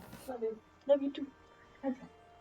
I mean, you can still keep your proficiency, your bonus to it. It's just the base skill instead of intelligence is wisdom. Okay. So then it would be 4 plus 7 plus 6. It would be plus. 1 second. I'll figure it out. 1 second. I'm trying to put it out. I'm like, this doesn't make sense. Okay, so it would be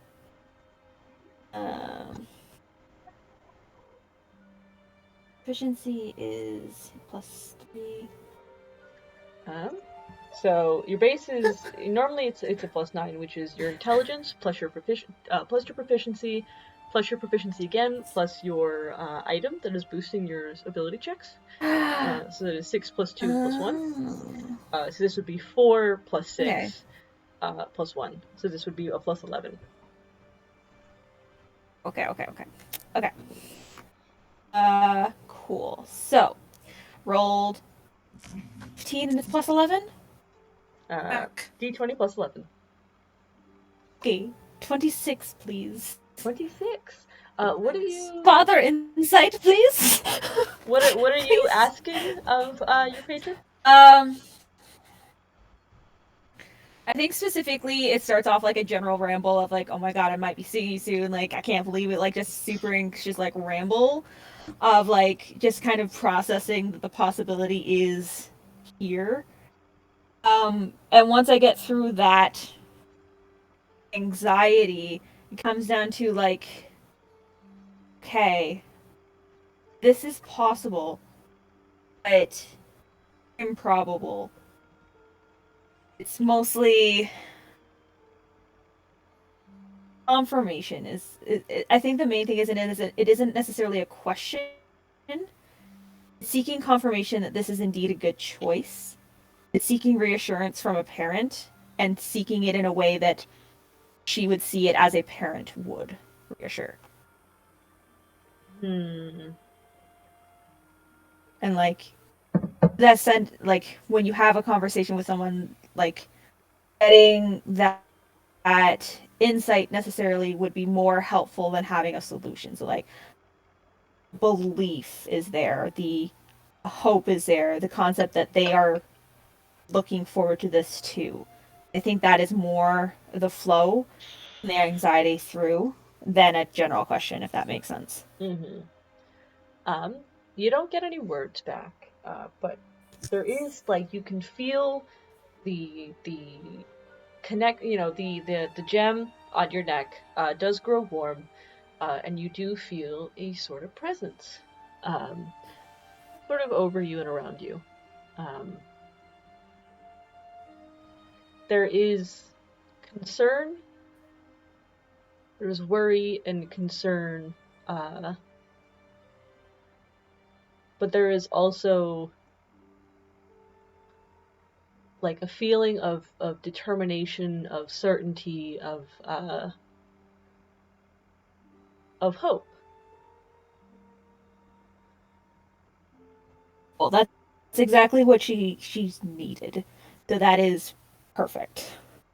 Yeah, it is the sort of like, of course this is scary, this is terrifying, this is big, this is dangerous, but this is also something to be proud of. That you're here, that you're doing this, and of the path that you're on. Non-verbal pep talk. Yeah.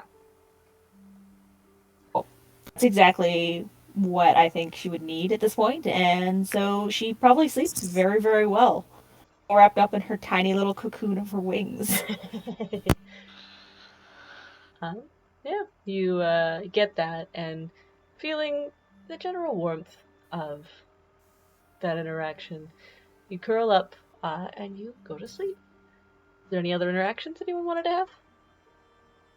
What did I miss? Lycan communicated or communed with her patron, maybe father. Okay, we're doing nighttime. Yes, we're doing nighttime stuff. Oh boy. Was the conversation had on the road about what happened, or is that? Nope. Yeah, we forgot to do that. I can for Renan? Yeah. I could honestly. It seemed like Renan wanted to talk to me privately for a second, so I might just take watch with him.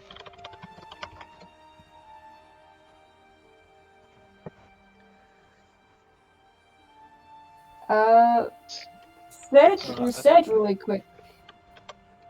He will find a little crevice, light and incense, and who is that goddess of luck back in Vandalin with the shrine? Tamora. He's going to pray to Tamora. Acquainted with her a little bit. He's gonna do a little prayer to her, like, could you really use some good luck in the next like day or so? Obviously, he does like an actual prayer, but like, you know. Yeah, make a religion check. A worm? I am not proficient in religion. You're a paladin. I am, but I'm a beef boy paladin. I know my history. A vengeful paladin doesn't need religion. It's a 19? Atheist paladin doesn't need it. What was it, sorry? 18. 18. 19. 19? I don't think it makes a difference. Yeah, it's 19. Okay. You light some incense, you think back on the shrine that you saw in Phandalin, and you say a prayer to Demora, hoping for luck, hoping for something.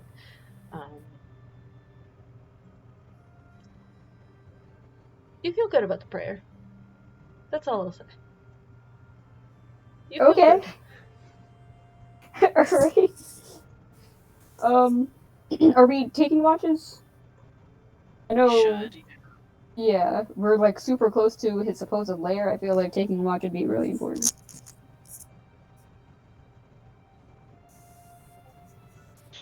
Yeah, definitely take watches. I will take first watch in this. I'll take it with Sedge. Alright. Take second watch with Hernan.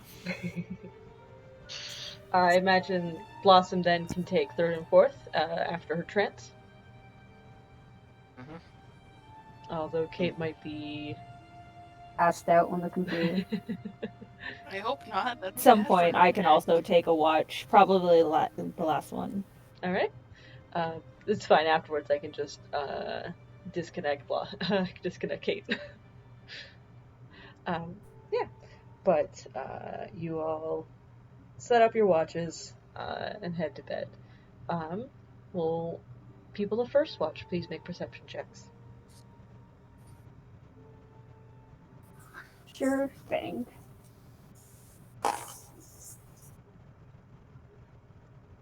That's weird. Never remember. 16? 16, good to know. But sorry, God. Let's see. 14. 14, good to know.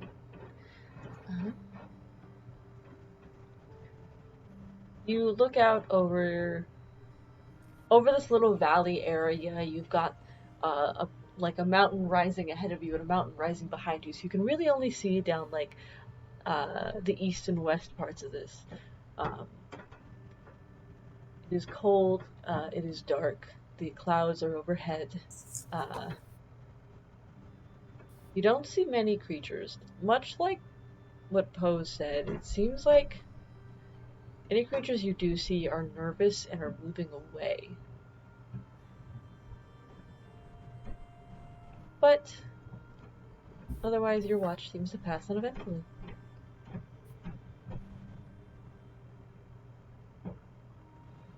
Is there anything you all would like to say or do during your watch? I'm gonna turn to Hulu. I'm gonna sit next to her. Yeah, I'm gonna reach up. She's so fucking tall. I put my hand on her upper arm and say,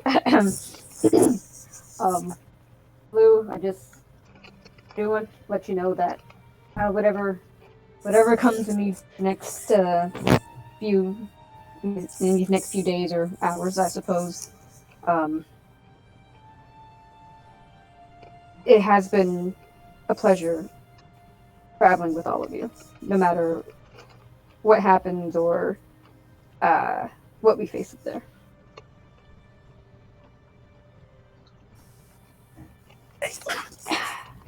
Excuse me. Helu's gonna give like a big... character. Bless you. Helu's gonna give like a big kind of watery sniff. I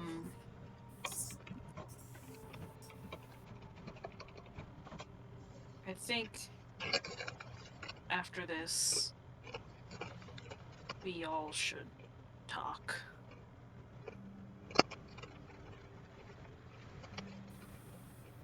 I think I think a talk is long overdue. I hate to say it, but Marcus's little revelation just kind of opened everyone's eyes a little bit. Yeah. I'm gonna. Did you know he? And I'm gonna fish out the handkerchief with the coat of arms and the wedding band in it, and I'm gonna pass it to Sedge. Did you know he's married or was married? He's what? And Sedge is going to quickly open up the handkerchief and stop at seeing the ring, and he's like, I didn't. Here, he gave this to you? Yeah. I see. And you know what? Sedge is gonna think back to when Marcus and him first left Neverwinter, kind of hurriedly. Now that he thinks back on it, and Marcus just trying to chat him up all those times on the road, and leading with like these questions about like, like, oh, this happened and that happened, and every time Sedge just kind of brushed him off and just like, see,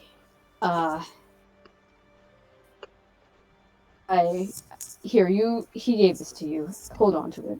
I'm going to, after all this is finished, I'm going to have to draft another letter to my parents.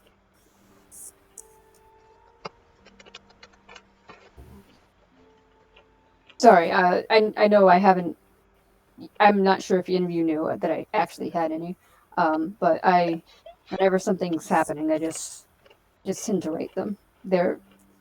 My mother especially is very good at giving advice. Well, I mean, you didn't spawn out of thin air, I would presume, so yeah, you'd have parents. I mean, not everyone has parents, hello. Sometimes people are just kind of left in the woods somewhere. Oh, don't say that. Yeah, it's just, Helly kind of grimaces at that. I meant no offense. My best friend was left in the woods somewhere.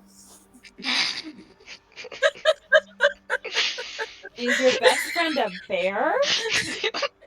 Oh my god, I fucking love Sedge. It's so shit.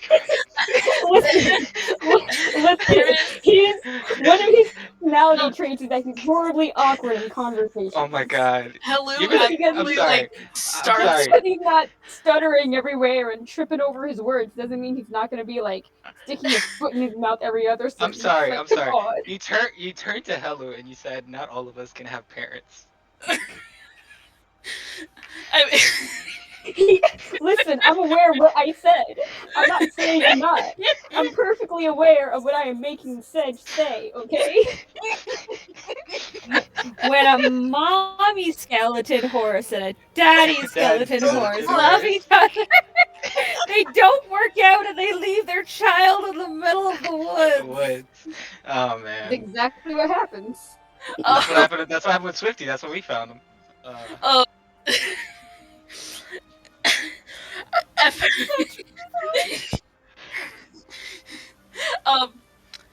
Helu's head sort of ducks, and like her fist is like she's like kind of eating her fist a little bit, and her shoulders are shaking, and it definitely looks like she's crying, but like.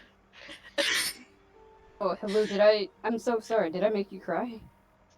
She looks at Sedge, and you just hear just this, like, wheezing noise. Just like... Oh. Yes, of course. How could I be unacquainted with the sound of you and Marcus laughing? Me, specifically. like it is, like, a good 5 minutes of her trying not to wake everyone and trying to calm down, but every fucking time she looks at you, it starts up again. Sedge does crack a smile, like, oh, finally, like, laughing and stuff again, type of thing. He's like, yes, feel free to laugh at me as much as you'd like, I suppose.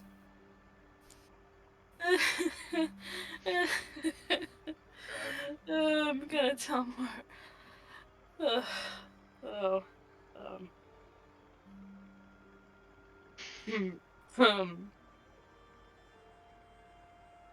But as I was saying, it actually has been fun knowing all of you.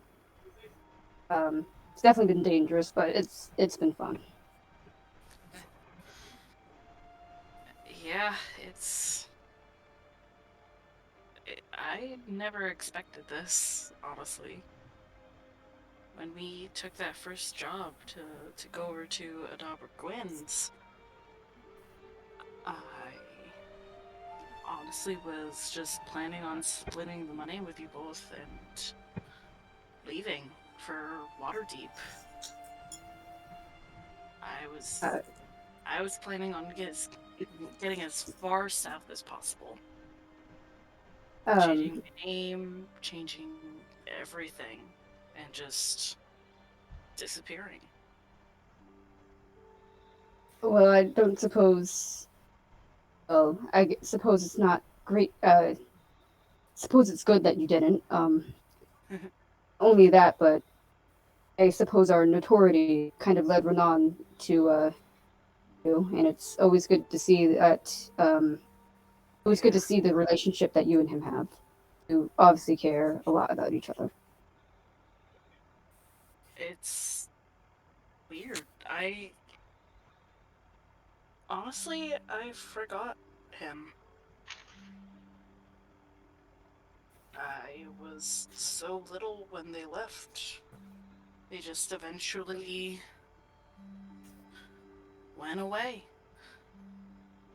And I think it was because of you and Marcus that I started to remember.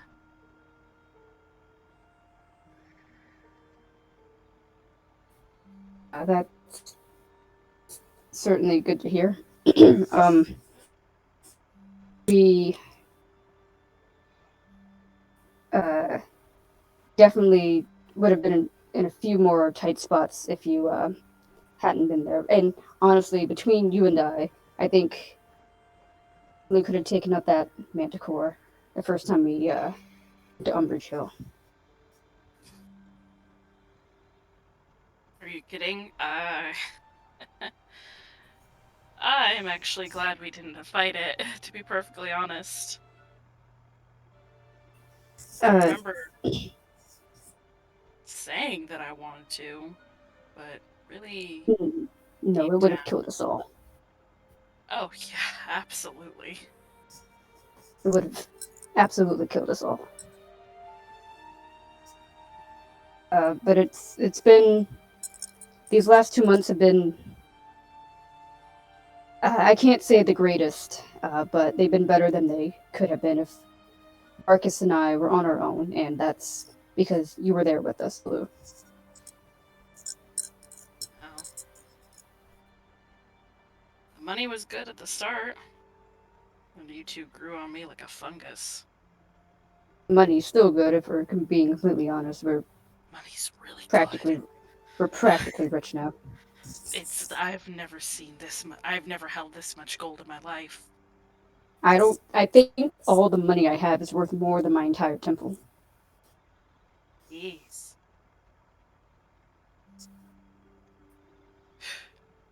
Although I imagine Stoneman has... Never mind. Stoneman?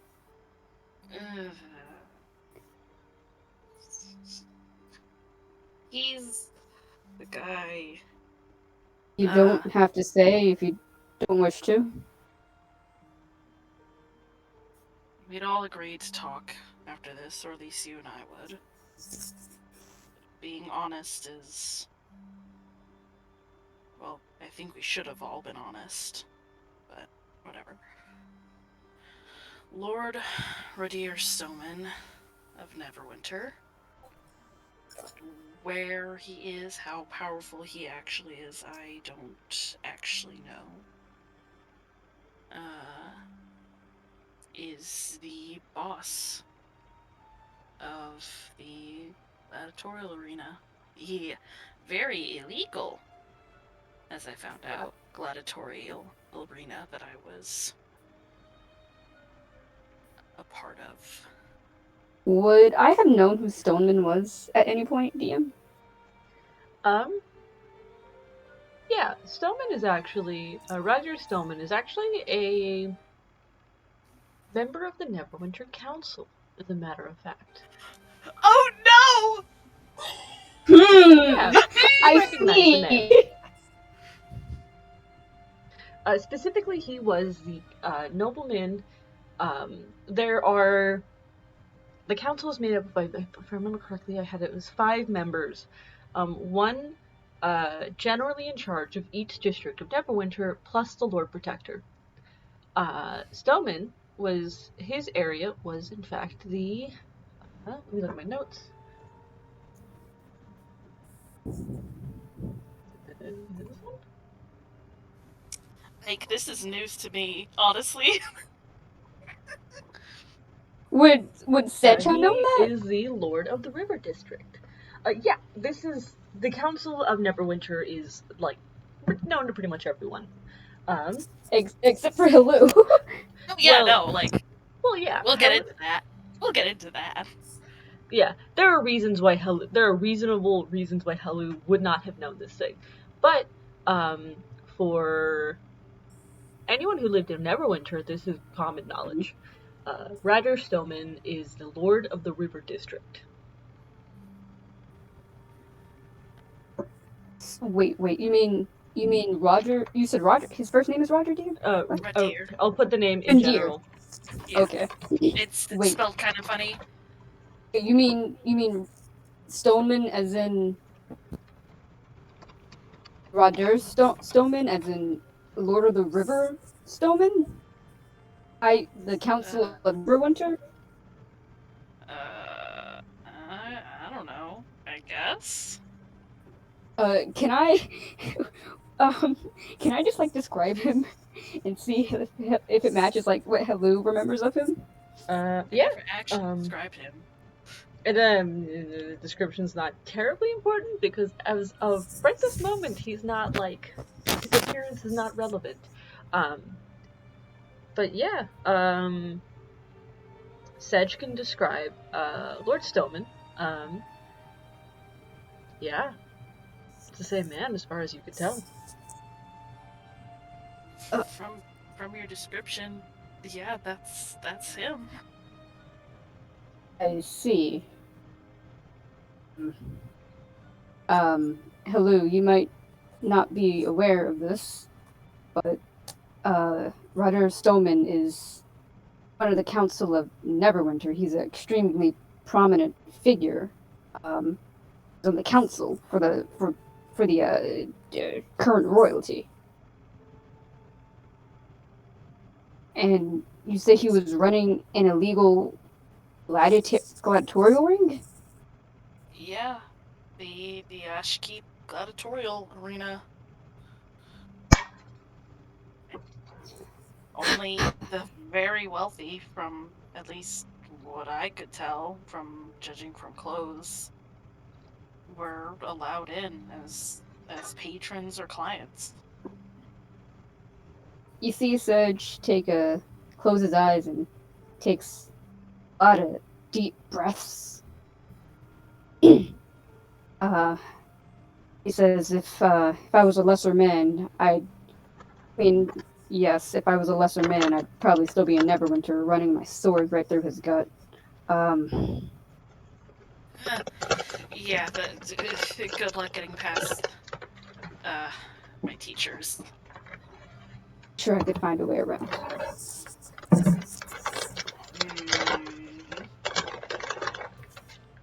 For you, I would find a way around. That's quite the wow. That is extremely illegal. Really illegal. I don't even know what to say about this. Some shady shit, first of all. I mean, Renan might be able to tell you more. He was a little older than me. I mean, not by much. Really, you'd probably have to ask her parents.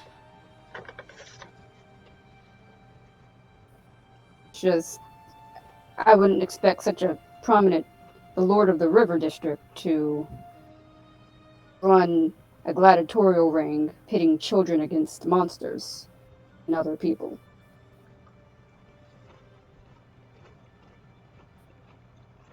I mean, I thought there were a lot of lies told to me about the outside. So, not everything we know is truth. We just perceive what we know to be truth to be truth. I'm not sure why I'm surprised. The rich, the nobility of Neverwinter are kind of the scum of the earth, unfortunately, is what I've learned over my years. Yeah, that tracks. I hope this isn't an insensitive question, but Hello, how did you escape?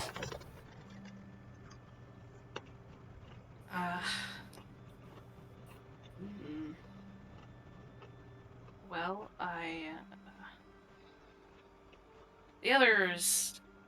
the other servants and slaves, they didn't really pay attention to me. They didn't really like me, so they didn't really care what I did or where I went. Save a few places. They cared if I went to a few places. I grabbed just the blanket on my bed and pillow, and I grabbed my old battle axes that I sold. Those were what I used in the arena for fighting.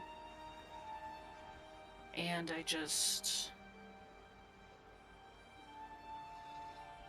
I followed one of the servants. Older man. He'd been there for a very, very long time. And he always had this giant ring of keys on him. Just had to be hundreds of keys. And I always wondered what he did with them, what doors they went to.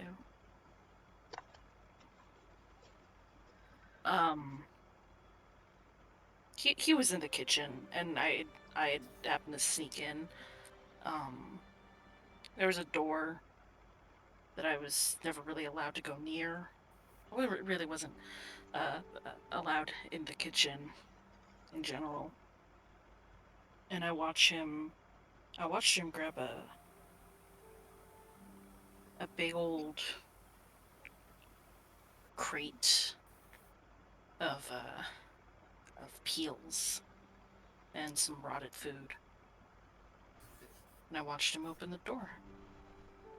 And I saw the outside.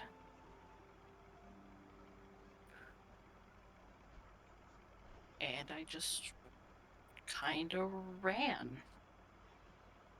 I didn't really have an idea of where to go or what to do in that moment. I just made a break for it. And I knocked him down, and I do feel bad about that. Honestly, we were both kind of surprised to see each other.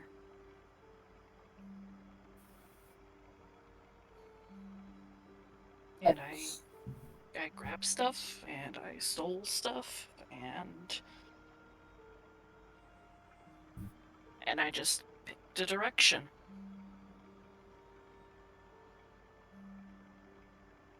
Ran into the woods.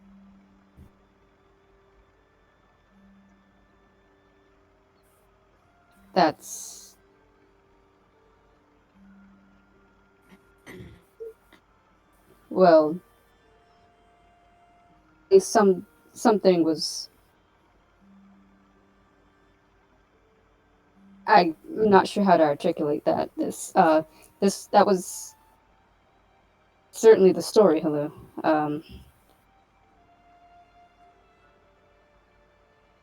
It's at least lucky that you made it to Phandalin. Yeah. Honestly, I have no idea if he ever sent anyone after me. If he did, probably would have been my tutors. I just stayed in the Neverwinter Wood. Oh man.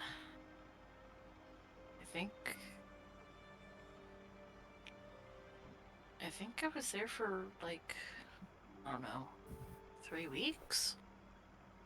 Or something? 2 weeks? I don't really remember that time, honestly.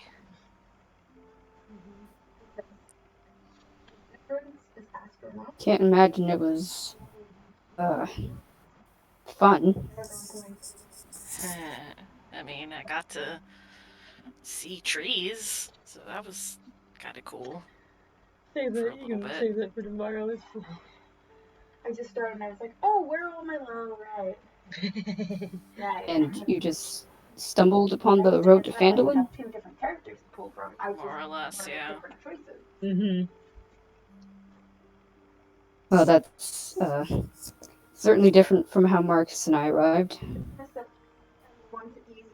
Did you plan on stopping at Phandalin? Or were you gonna go along the Triboard Trail?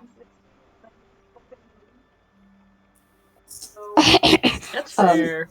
I think the idea was to stop in Phandalin,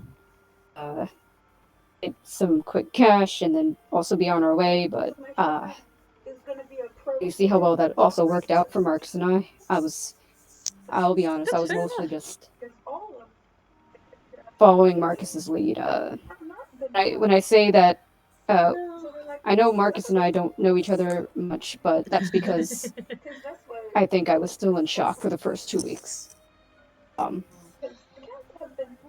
Yes, I don't think I told you this either, but when Father Augustus died, they blamed me for the murder, because I was the only unquote suspect. And I didn't mention that? Yeah. No. Not to like distract you from me. Yes, when Father Augustus was murdered, I was framed, so to speak. At least I believe I was framed. There was no other suspects around, no other evidence, so they just kind of pointed their finger, spun a wheel, I guess, and it landed on me. That's fucked up. Shepherd was the one who fucked up At the very Sovereign, least. so And Father Augustus was like a second father to me, and his death was earth-shattering. So I would like to say that I wanted to talk with Marcus and be his friend those first few days after he acquitted me for the murder and all these other things, but I didn't have it in me. I barely have it in me now.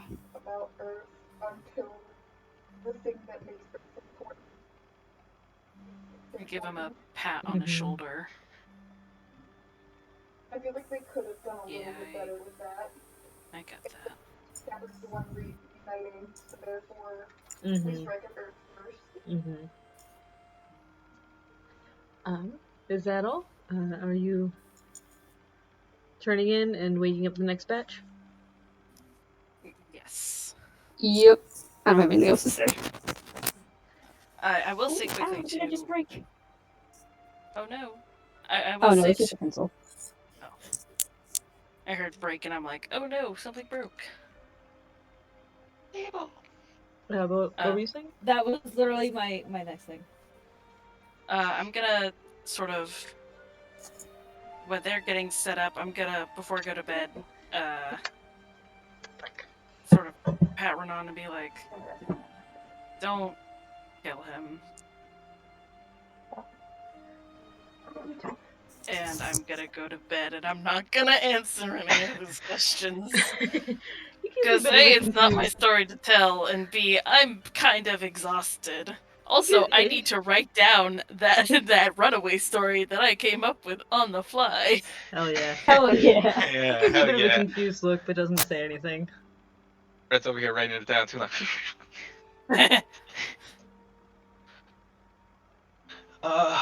Marcus gets up. His little wave of his hand to summon up this handsome Scully boy.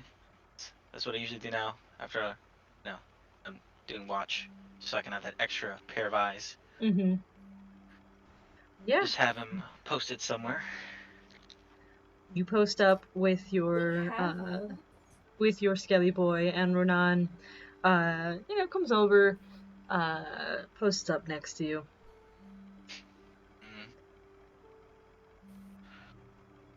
You can, real quick, you go ahead and make your perception check with advantage, and Ronan will make his. It's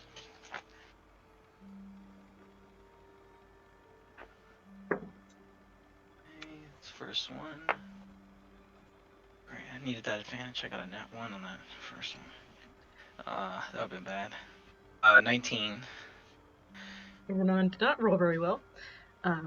So you're looking out, and at first you're kind of distracted, kind of tired, still like very early, and your Skelly boy just essentially smacks you, and then you're so that you're awake a bit more.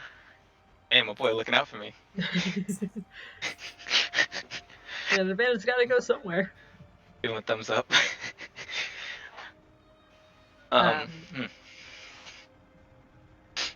But Ronan is looking out, and as you two look out, there's the only light to be had is that of your fire. The moon at this point is covered, the stars are covered.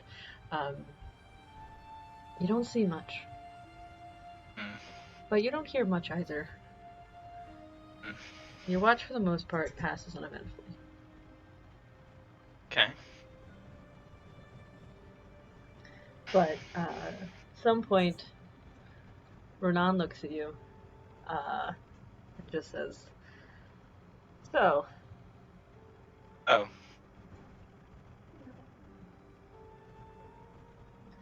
What was it you wanted to talk about? Well, first and foremost, what's your deal, Renan? What do you mean? You know what I mean. I can tell you know more than you let on. You might think you're a little bit sneaky, but you're very observant, but you make it pretty clear that you're being observant. It just seems like you've been hanging out around us for a good while. Just watching. What's that? I mean, my sister is here. For? Of course. It's easy to say, but I don't know,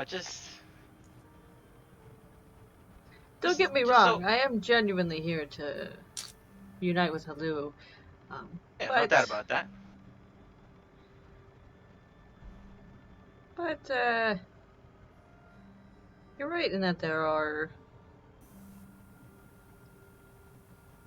other situations at play here.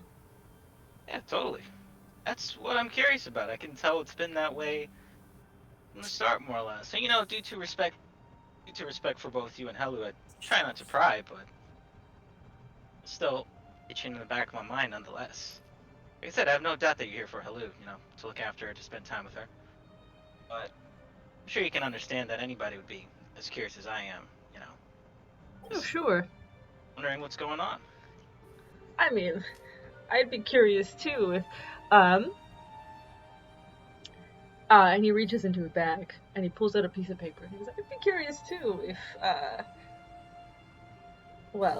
I was traveling with, and he unfolds it, and it's your bounty. It's your wanted poster. Oh, You have one of those too. I take out mine and I'll flirt. Twinsies.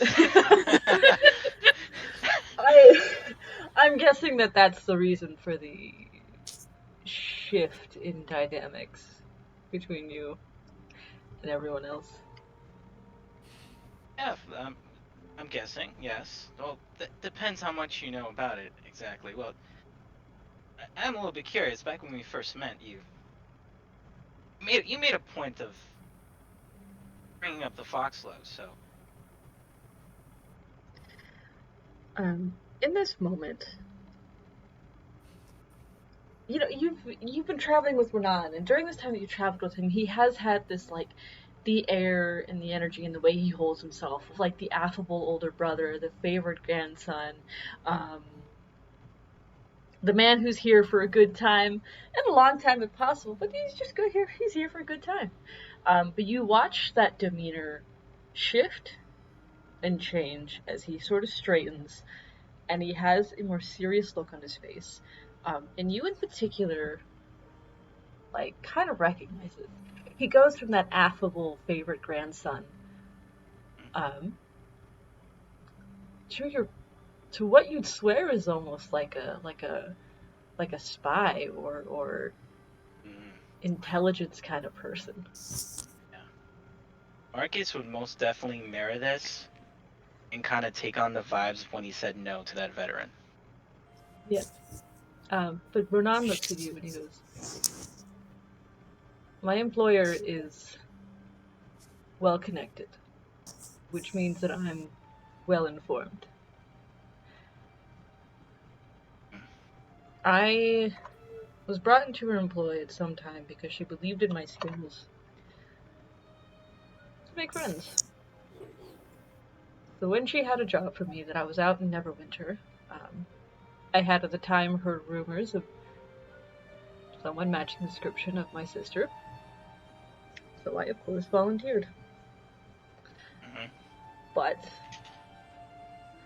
I, of course, did my research.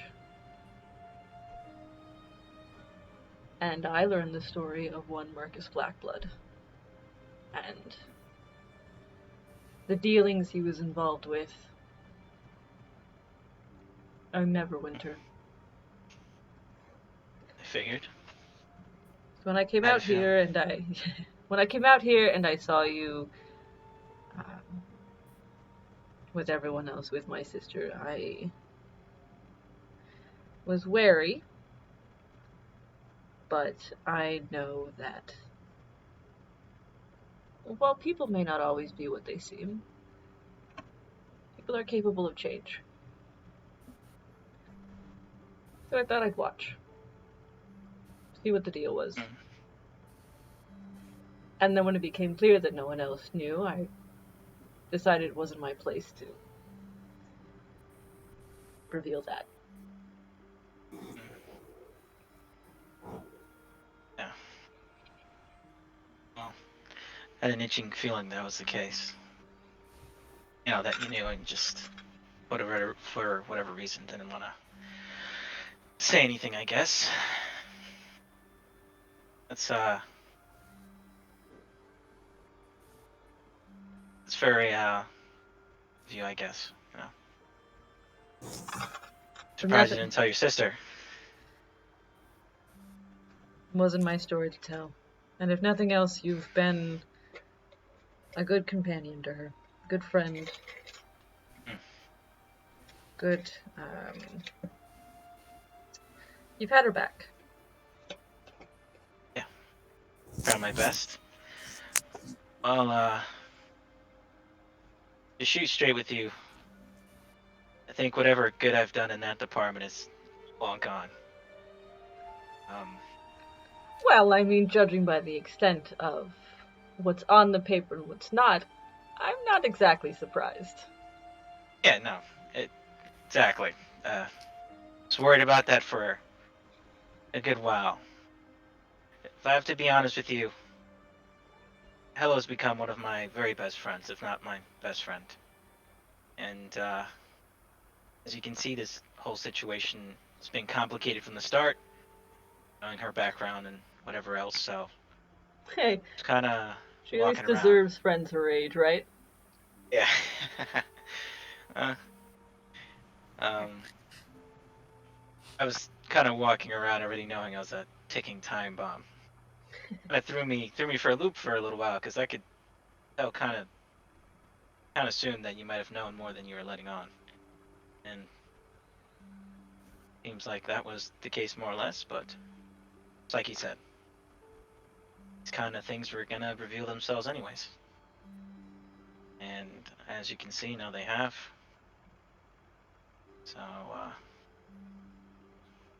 I hope you know the last thing I wanted to do was to hurt your sister in the long run with all this. I can tell. Mhm. My job requires me to be able to read people. Yeah. I can tell. But that isn't to say, of course, that if your past brings harm to her, if you or your past brings harm to her, I won't hesitate to step in. And I fully expect you to. I recognize you as a good brother, and any good, honorable brother would do that for their sister. But that is the one thing I am trying to avoid as best I can. Well, I seem to be doing a good job of that until recently, so it is what it is, I guess. I can't decide if this was the worst or the best time for that to come out. Right before you fight a dragon together. I'm trying to figure that out. It almost makes me seem like we're a part of a story or something. Truth is stranger than fiction, they say. Only. Yep. It's odd for sure. No metagaming allowed. I guess the real question is. Tap it on that fourth wall there. Just Marcus. These are two very observant people just talking about the thing here. Yeah. I guess the real question is, what happens after all this? I'm more than sure we're gonna be able to take care of this dragon, especially since you're around, Renan. But I don't know.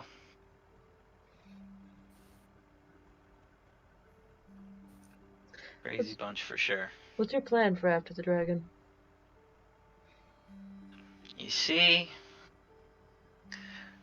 I've had this big tendency of running away from my problems because I've always told myself as long as I have enough breathing room, I have enough space, and I have enough time, and I have enough resources, I can figure a way out of whatever problems might come my way. But it seems that I tend to run away from problems, find a new place, and cause problems again, as has happened recently. So I've been asking myself that question for a while, and even after all this time, I don't quite have an answer yet. I can tell you this though, that whole this again is so wild. It feels like we're a part of a story or something. Yeah, yeah. It's a wild thing when we're all connected to one place, I guess, and I have this nagging feeling that I'm gonna find myself back in Neverwinter somehow. I don't know who's gonna be with me, but it's bound to happen. Either Your I'm gonna ride in there, come calling. Yeah, for sure. Either I'm gonna ride in there by myself, or I'm coming in chains. I'm not quite sure yet. If you could, would you keep going with these people?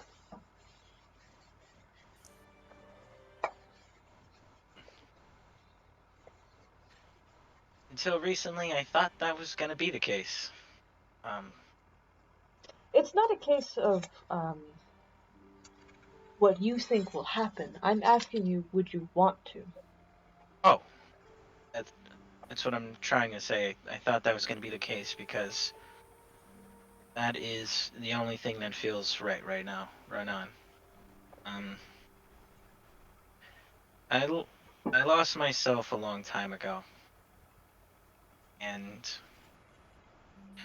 I did things. I did things in order to get the thing I thought I wanted the most. I do want the most, but I'm not so sure if it was worth losing myself along the way. And around the end of things, I became comfortable. I became complacent. How I convinced myself I liked it. I mean, you find something you're good at and get praised for it, and you become successful, and it's just who you are after that. Of course. So I thought that I was becoming a better version of myself. But it isn't until now that, when I really look back on it, I was actually the worst version of myself. I was the worst kind of person. No matter how much I try to sidestep around it, and it isn't until recently that I met your sister and started traveling with Sejna and whatever else that I started regaining a little bit the self that I was once proud of. There was a time when I was younger that, actually, I was actually able to find excitement, but actually help people as well. But the moment that you focus on just yourself and monetary gain, that's when you lose the human component of the whole equation, and that's when you end up on the deep end. But out here doing this, with your amazing sister and, Sedge whacking me on the head whenever I do something stupid, Sounds like you need it. yeah, it's been therapeutic for sure. Let me put it that way. It's definitely bringing me back to my roots. But at the end of the day, it's nice to hear you say that, hey, maybe people can change, but I'm not so sure about that. I'm not sure in a sense that even if somebody has the capacity to change, if they've done enough bad, if they've hurt enough people, they really deserve the fruits of that change. That's what I've been thinking about, and with recent events, I'm not so sure. Because again, I jump from place to place, I fuck things up, and I don't know if there's any going back from that. I think when we get into this question of who deserves it or not, things get a bit subjective, a bit gray. Those you hurt might say you don't, but your friends might say you do. And neither is more right or wrong. I mean, we're looking at it from two different angles. Mhm. But while you cannot change your past, you cannot stop change. You'll change whether you want to or not, Marcus. But you have to decide how you change. You have to take control of that. But you can't ignore the past. You can't leave it behind. Oh, definitely. I wouldn't want to leave that behind, because the moment I convince myself that something I can actually do is the moment I cut off whatever opportunities I have to change.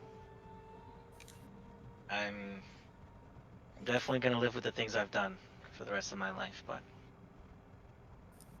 I guess I'm just looking for a little snippet of normalcy at the end, on this end of my life. Whatever fire I left behind. There's no I guess shame in it's all, asking for help. No shame in relying on friends. And there's no shame in telling your friends the truth. Of course, yeah. Their decisions to stay with you after are their own. And you have to respect that. Yeah, just as you have course. to respect any decision to leave. Yeah. And at the end of the day,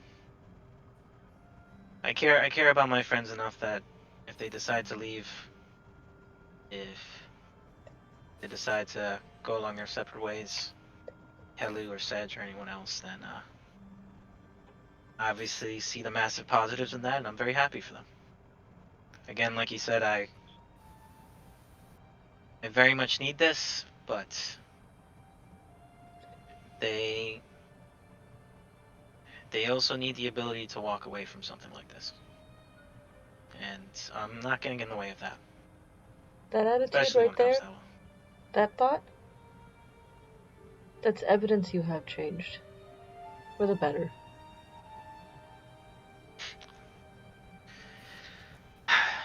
Don't let that go. Yeah, I guess so.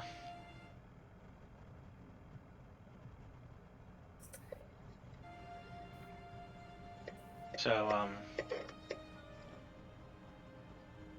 is there any way you can give me more details on what you're doing in Neverwinter exactly? With your employer and whatever else? Like I said, if you need some aid with all that, I'm happy to help. I mostly say that because, I want to help you out, but if it means opening some doors to help me and my friends, I'm also happy to do that. It's kind of my thing. It's funny you say that.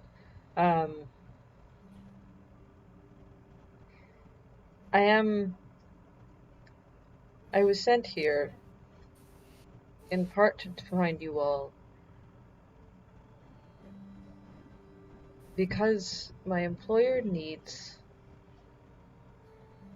people unassociated with her.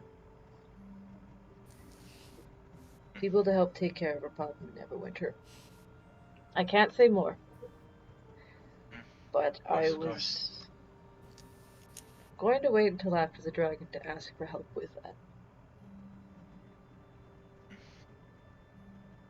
And it can wait a bit longer. Oh, yeah, of course. But I can tell you something else if you'd like. Yeah. Shoot. I don't know how much you know about her, but I can tell you a bit more about what she's doing. I mean, the more I know, the better I can make a decision down the line. She's been looking for you. Not a lot. She doesn't want to get the attention. Well, you know. Yeah, of course. But she's been putting out feelers for you.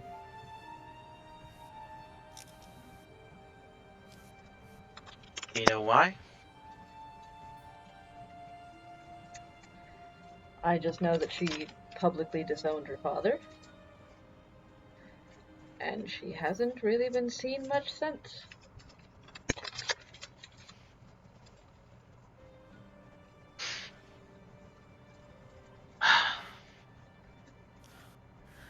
And this is your employee you're referring to, right? No. I'm referring to a certain lady friend of yours. Back in Neverwinter.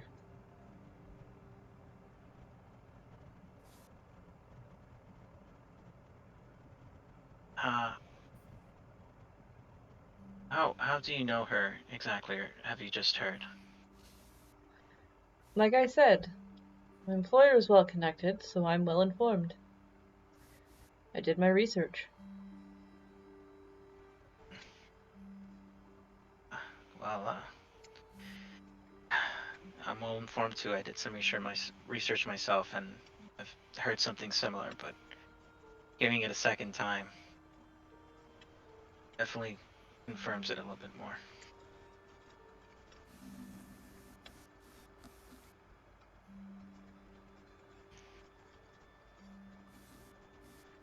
Well,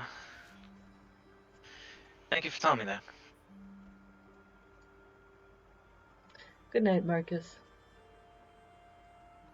I'd say sleep well, but with all that's on your head, I doubt you will.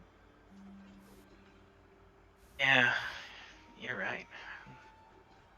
As observant as ever, Renan. I'm just gonna hang out with my skillet boy out here then. And don't tell Hilly we had this conversation.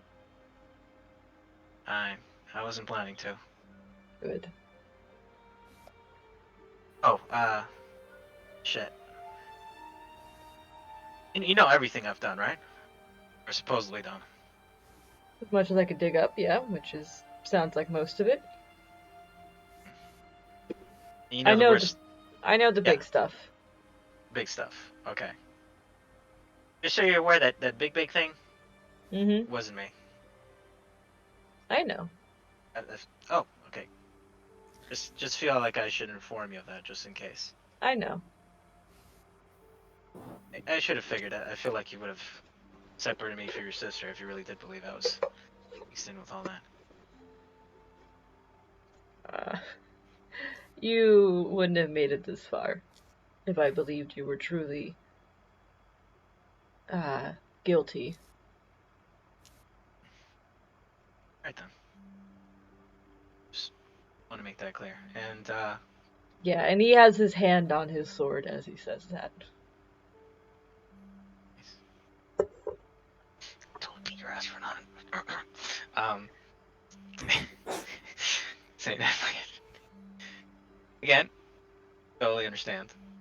Your sister is probably gonna ask about our talk tonight, so if anything, just tell her I told you, and that.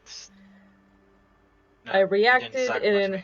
Yeah, well, I could punch you for sake. I mean, it'd be kind of suspicious if I didn't. I see that you're trying to convince me to let you sock me. Honestly, you know what? You've been really nice to me tonight, so if you really want to sell the story, you can sock me. Just go ahead. He laughs, but he will. He didn't convince you. He laughs, but he does walk up and he cracks his knuckles and says, "This will hurt." Hello have done so much worse, so. Do you dodge at all? No, I'm gonna kiss that. All right. Yeah, he punches you. You take 4 points of damage. I almost choked on water. Hold up, I'm gonna roll for concentration. Yep. Alright. I got advantage at least. I got another nat 1 there, but I got 16 on the other one. I was so hoping you'd roll like 2 natural ones. Oh man. I got war whatever forecaster.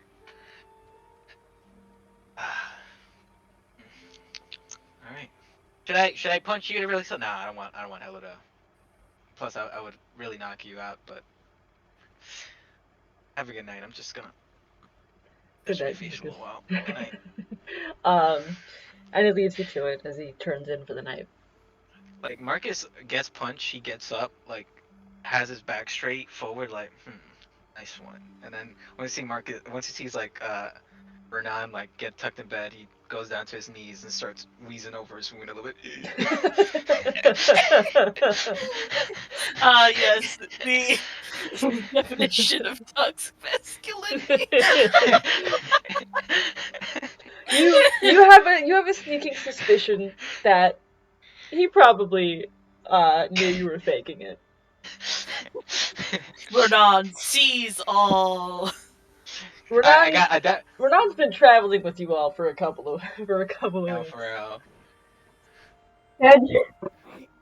Sedge just gives one like full body twitch in his sleep, like. I'll tell you what, Marcus definitely did get up and was like, "Your sister did better," and just. He just laughs and goes, "Yeah, she probably did."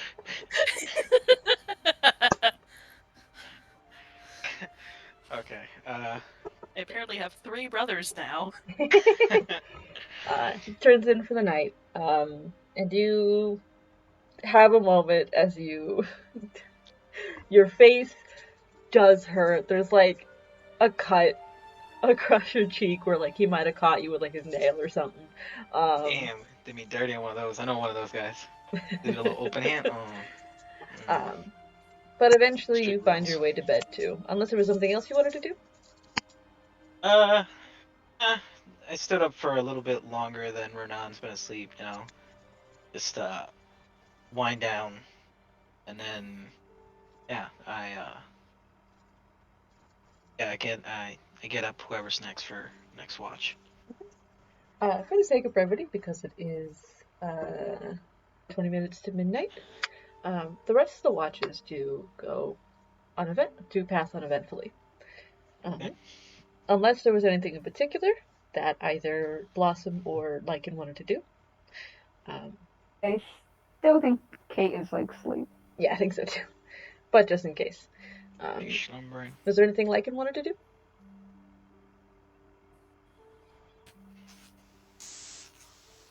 Oh, I am almost Blossom right now.